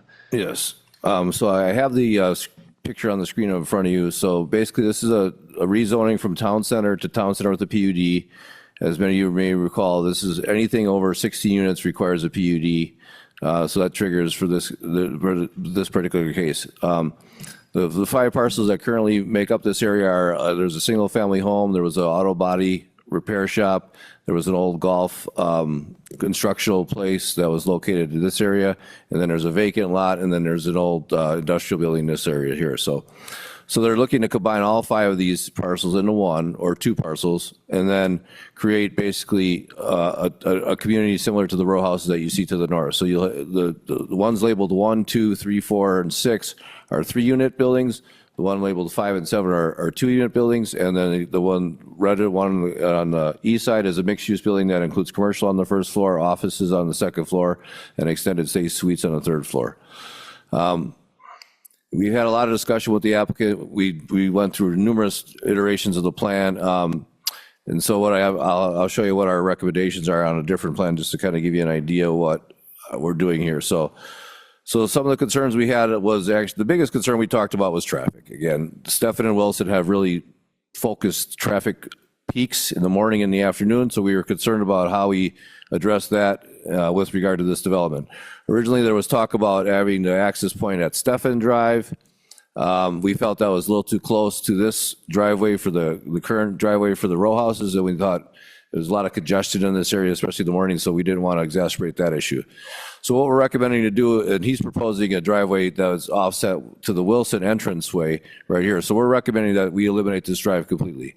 There'll be 2 access to the development. There's one off of Weston, and then there's this shared access point that can come in off of by the row houses currently and serve the development that way. So we already have 2 access points. I think we're okay with that. We also are asking for it to remove one of these little stubs on this sidewalk here. So this, we asked them to put in a pedestrian pathway in lieu of the road through. So there's a pedestrian pathway that will go all the way through this area, take you all the way to Weston. They'll also add sidewalks along the entire Bun Truck section down to here. There'll be sidewalks interior to take you all the way to Weston. There'll be sidewalks along Weston, and then there'll be on-street parking along Weston as well. So I think in terms of sidewalks and connectivity, we're adding a lot more to that than what's there now. If the commission may recall, the Delish Delivered location here, we talked about sidewalks here. We did not get that. We also didn't get an easement from them to widen the right of way to add a sidewalk. So we could still do that in the future, but at this point, we're looking at just using this as a pathway to go through this location here until we can eventually, hopefully, round the loop out with sidewalks around the whole perimeter. This location here, we're asking for them to just have one sidewalk connection to the road. Now, this is the Central Bark Dog facility that's here. There's no sidewalk here, and it's going to be really difficult to put in because there's ditches there. So what we'll probably end up doing from the city perspective is putting a crosswalk here and then running sidewalk along this way to this point here, which would tie in, if you recall, the E3 building that Foxtown was approved for. They're extending sidewalk to this location here. So we'd have to add about 150 feet of sidewalk. So that would allow you to actually walk either up one truck, or you could go through here to get through here across the street, and you can get all the way to Mequon Road without having to go on street. So I think they did a nice job with connectivity and providing the pedestrian paths that we were looking for as part of the development.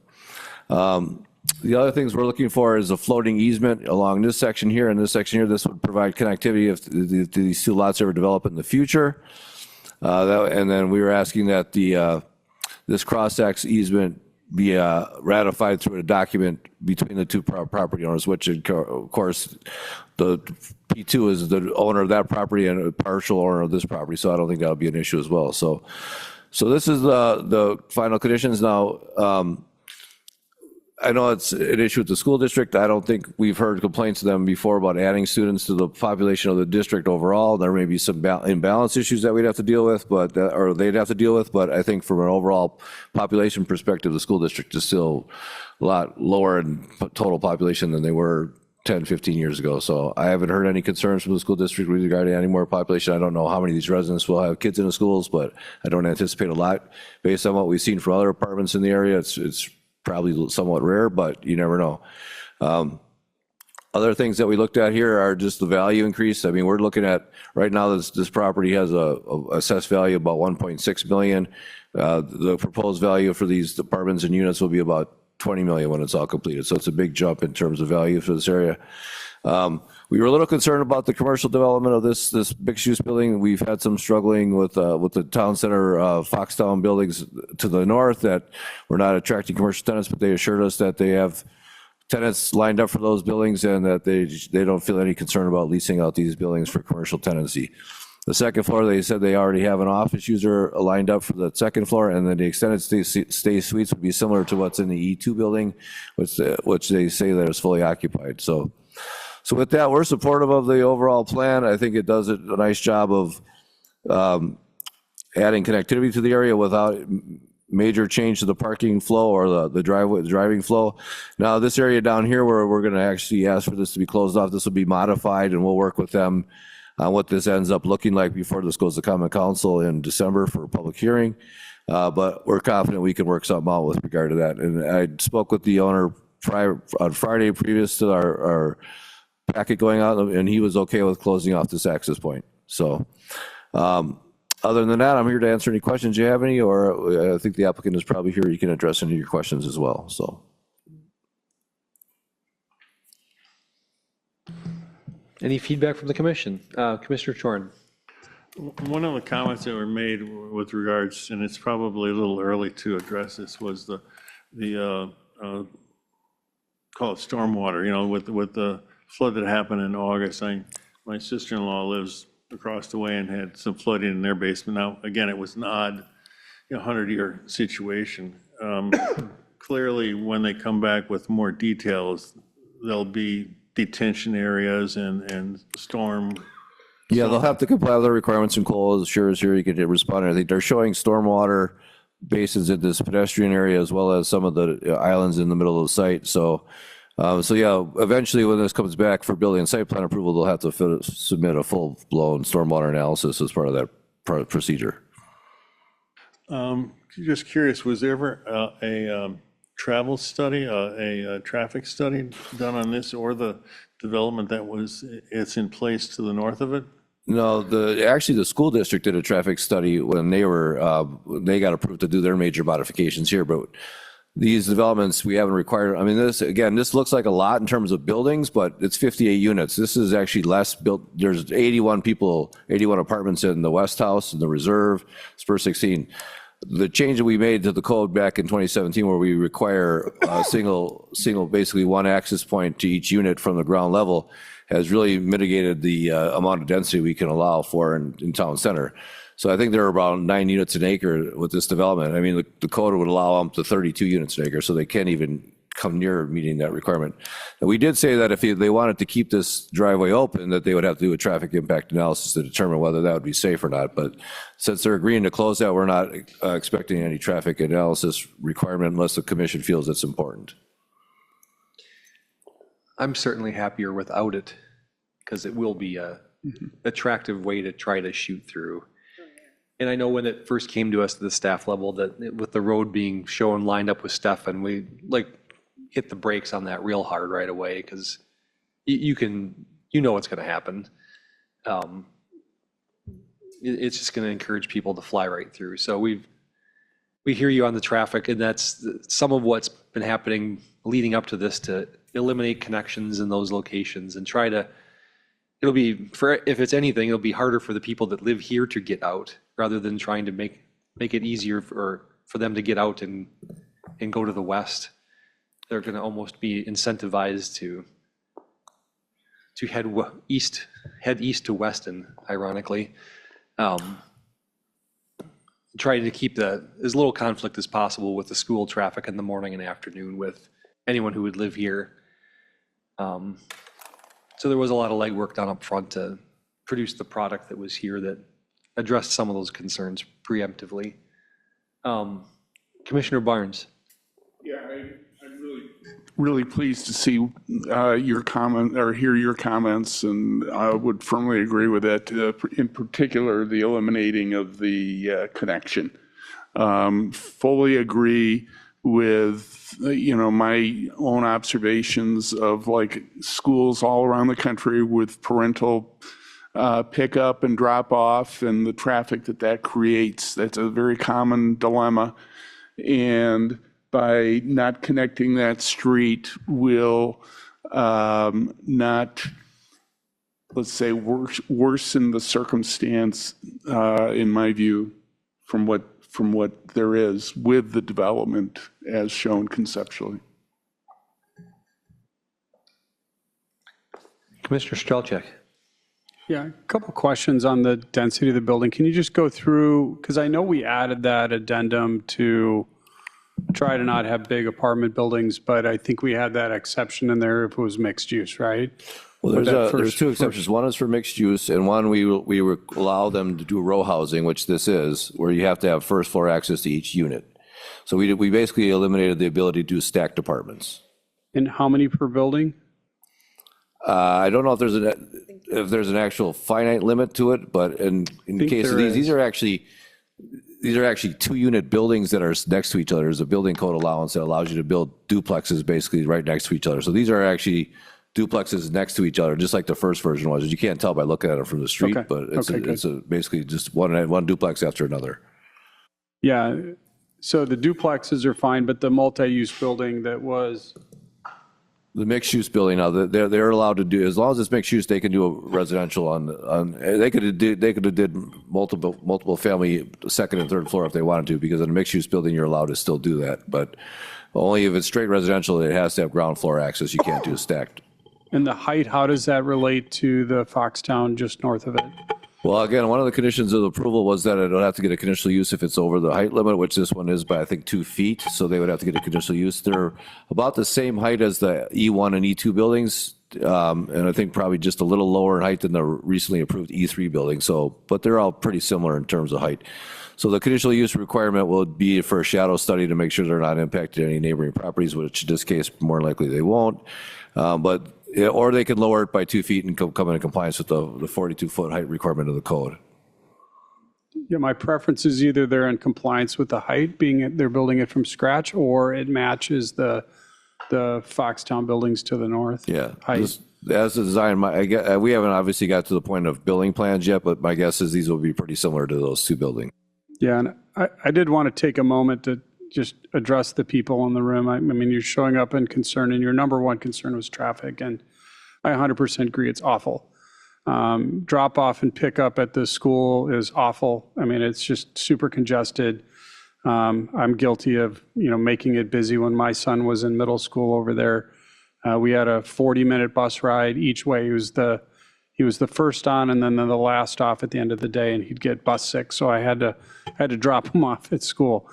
And it was horrible. The residents trying to get out of their driveways was terrible.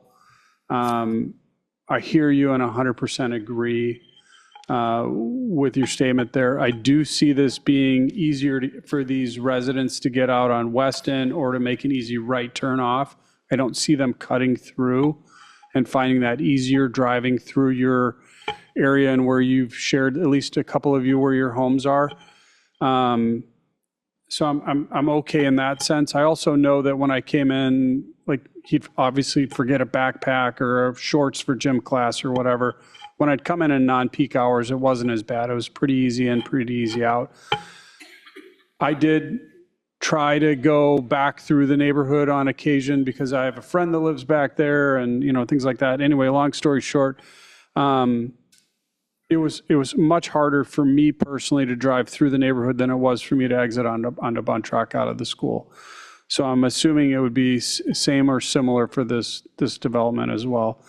I strongly suggest that the planning commission meet with people on the school board and the school administration about all of this, because it's very difficult for teachers and parents. Agreed. We did meet with them just to address that as well. We did meet with them prior to rezoning a lot of this and coming up with a concept plan. This does fit in with the town center concept plan that we had previously. So this does tie in with that and the agreement. I know there is some shuffling of schools, and I know Wilson was getting pretty busy a couple years ago. I don't know what's happened recently.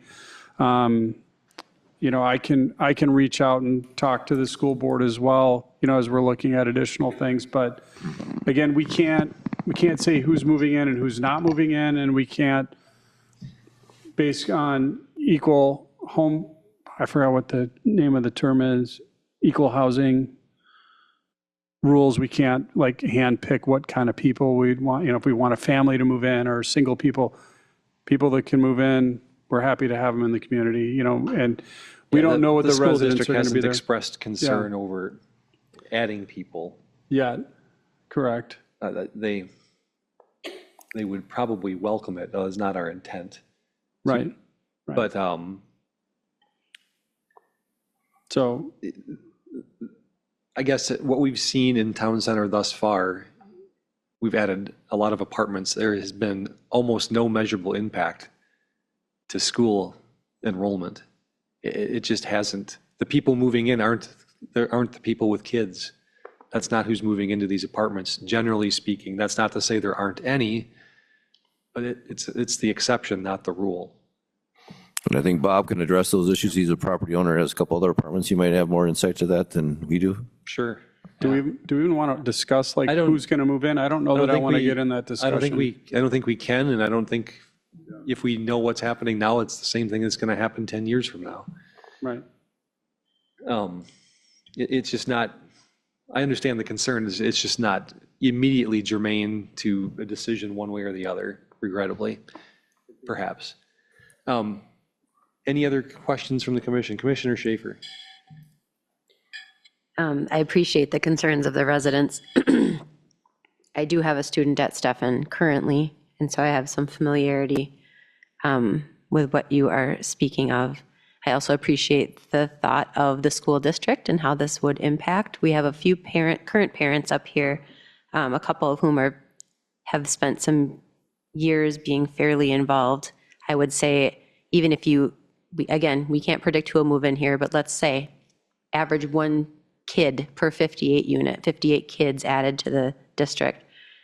I feel fairly confident that will not detrimentally affect the capacity that currently exists at Wilson and Stephen. And I say that as someone who's been PTO president at Stephen, and I actually feel like I can say that that's not conjecture. Regardless, we can't choose who's going to move in there. I always have more concern with density, and I know Mr. Bach does good work. It's more, and maybe this is something staff can address, the increase in tax revenue to the city as compared to the strain on shared resources, police, fire, the things. I feel like there was an alderman some years ago who's no longer, he's no longer active as an alderman, but he always talked about, he was very staunch about light industrial is the way to go because it's lowest impact on some of those shared resources while still getting the tax revenue. And that's what I worry about as we continue to add these more dense developments. I have empathy for the gentleman who spoke about just seeing the change in Mequon. I've heard that from many people who've been here for many years. I think because it is a desirable place to live, I think we're trying to address the desire for people to live here, which is great. We don't, I would assume that we don't necessarily want to stagnate, or maybe people do. Maybe they want to stay exactly the same. That's probably not realistic. And so trying to address the desire for people to move in and have affordable housing, but these dense developments, where is there like a tipping point on tax revenue versus like an average increase on the resources which the tax revenue supports? Well, that's a question that was discussed years ago, which I don't know if you can really answer that because there's so many variables that go into play. Yeah. I think I will say, though, that the policy decision was made in this case. I mean, we could debate whether light industrial is better for the tax base or residential, but in this case, the policy decision was made. This was rezoned to town center from industrial, so it's no longer allowed to be industrial unless you're an existing user. So I think that we've already gone down that path. Now, I assume that, I think the concern that you heard from the previous alderman was also related to the TIF district and the fact that the TIF district is still in place. Now, this development's not getting any incentives. There's no ability to get incentives from that TIF district.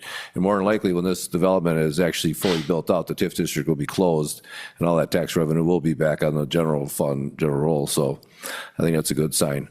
But I think years ago there was analysis done, but I think, again, how do you determine what's that next kid needed for a teacher versus, just fitting him into a room? It's really difficult to determine that. And over the years, we've added numerous, population to the city, but we haven't added additional staff members. So some would say that there is no additional cost to adding more roads and things like that because I'm sure Director Lundin There's a tipping point. If Director Lundin would be here, she would tell you that, we continue to add roads, but she doesn't It's get not any a higher tipping budgets. point, it's steps. Yeah. You add so many people, you can. And this again There's is not a point where it tips over the edge and it all falls apart. But this is only 58 units. I think that's the other thing we need to understand. Yes, is from that, staffing is sitting on the Southern Ozaki Fire Department board.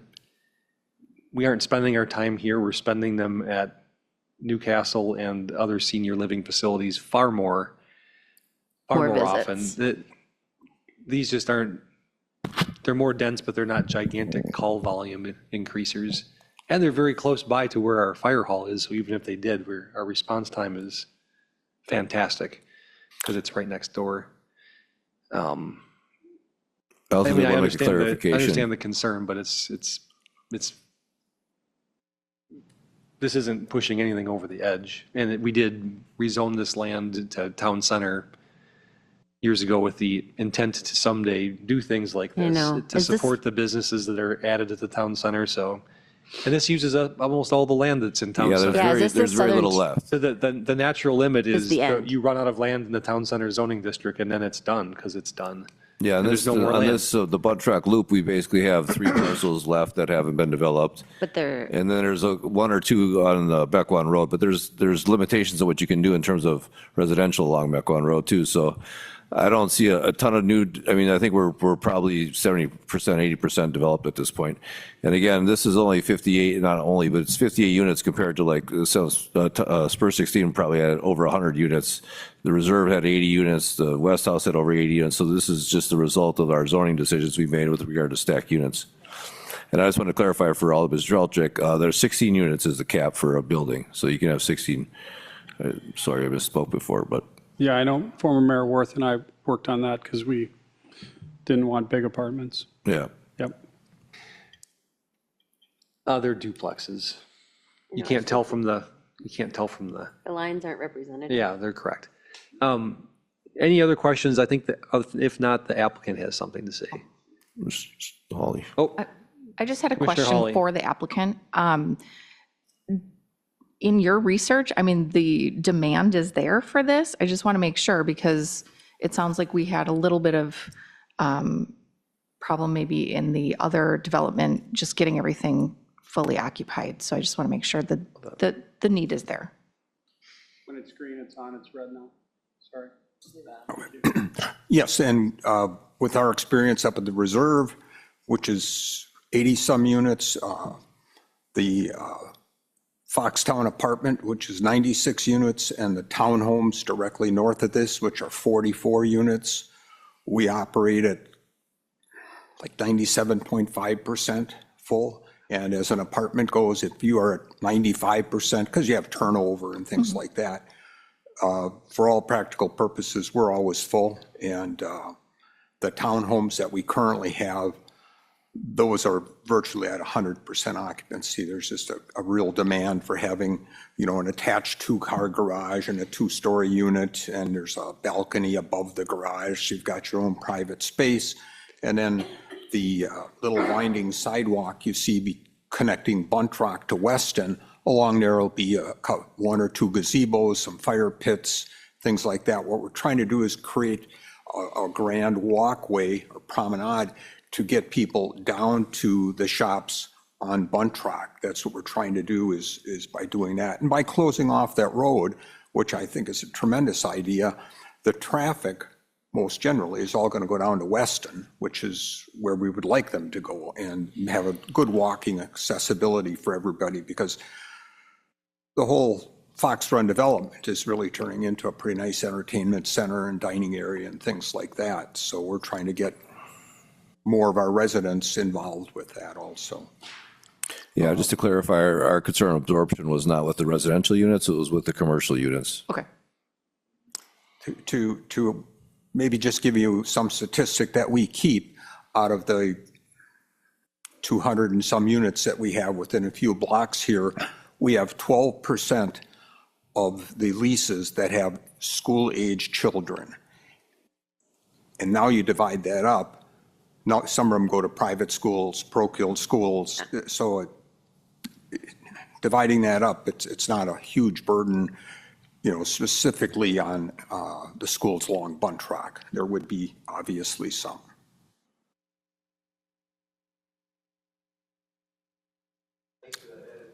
Well, thanks And for that. that's something Yeah. we monitor annually as the leases come up, you know, how many school children and things like that, because it's all disclosed on their applications. Any other questions from the commission? Or feedback? Or a motion?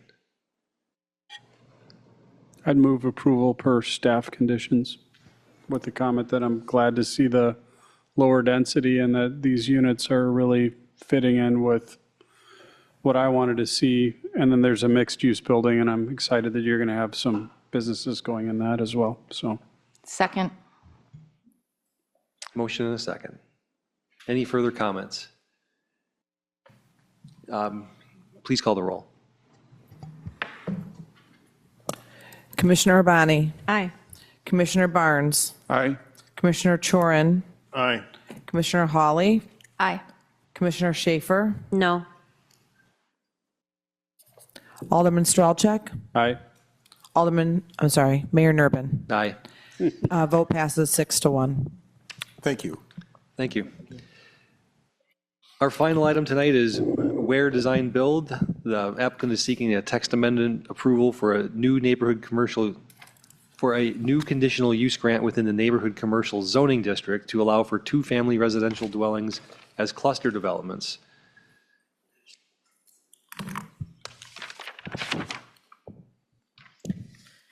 Yes, so this is a text amendment to allow for a new conditional use within the neighborhood commercial zoning district. This would allow for 2-family residential dwellings as cluster developments. If the Planning Commission will recall, back in June of this year, the related Donges Cove consultation and proposed project received general support from. Hold on just a sec. Yeah. Excuse me, could we take the conversation to the hallway, please? Thank you. I don't think they heard you at all. Okay, please proceed. Yeah, I was just reiterating that the semi-related Donges Cove proposal went to the Planning Commission back in June. And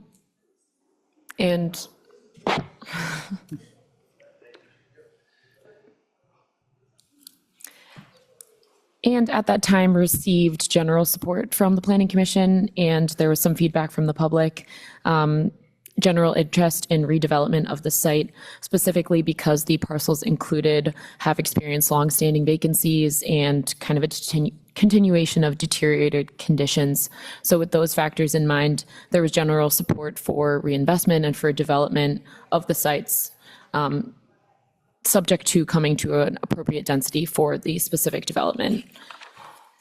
This specific request is for a text amendment to the neighborhood commercial district. Currently, the district allows for single-family residential cluster developments as a conditional use, and this amendment would allow for 2-family residential clusters similarly as a conditional use. So it represents a compatible extension of the existing uses in the area, and in staff's opinion is appropriate for this small commercial node. 2-family cluster developments can be considered consistent with the existing development of the area and with the overall intent of the neighborhood commercial zone, which is overall to provide a commercial environment of mixed-use services that serve the neighboring residential neighborhoods and allow for new residential developments. Given that other residential uses already exist nearby, the amendment, staff believes, would not disrupt the character or the functionality of the district. And the map shown on the screen here is where this use would be allowed as conditional. With regards to technical standards of this code, staff would recommend that the conditional use refer back to the requirements of the R6 zoning district, and this mirrors the existing approach, which is used for the single-family conditional use that refers back to the central growth overlay zoning district for those standards like density, setbacks, offsets, et cetera.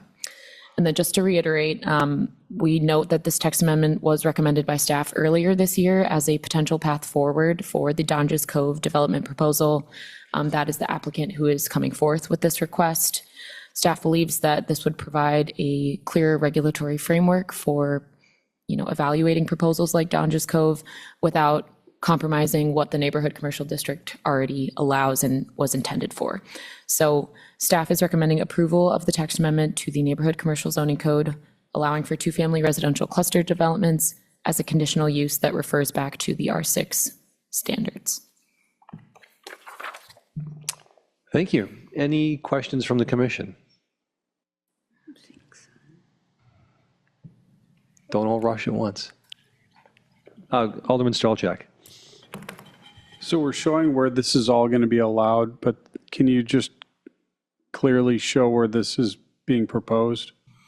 Yeah, so it would be on the corner, that southern corner of Donges Bay and Cedarburg Road.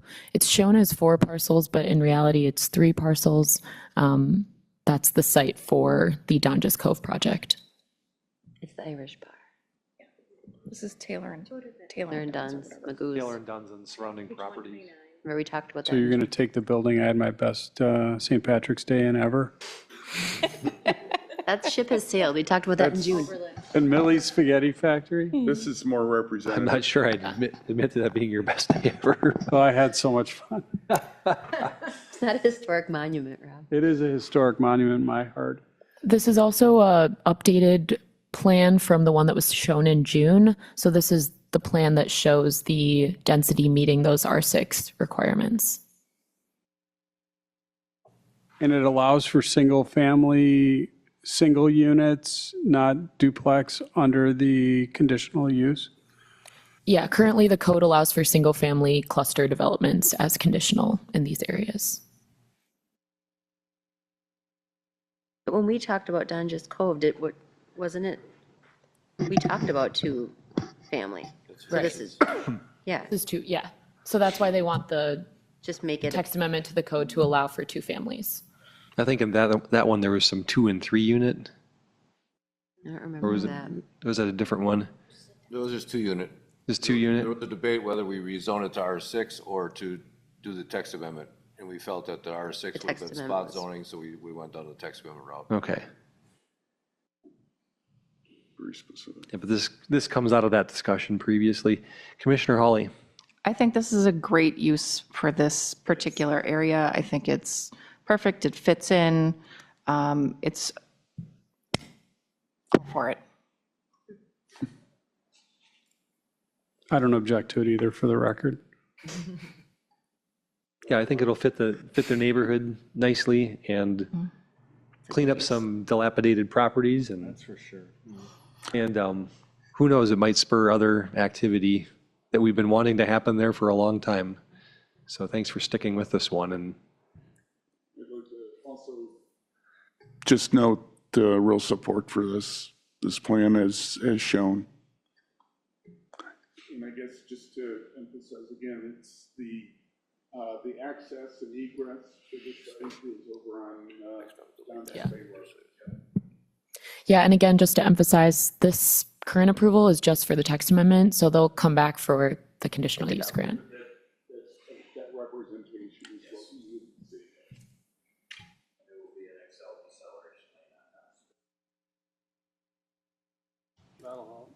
perfect. Need a motion? All right, any other feedback or a motion? I would move approval per staff recommendation. Second. Oh, you got it. Motion and a second. Any final words? One last Millie's on the deck before you tear it down. Millie's. I'll bring a Guinness and a Millie's Italian just to celebrate the heritage with you. On me.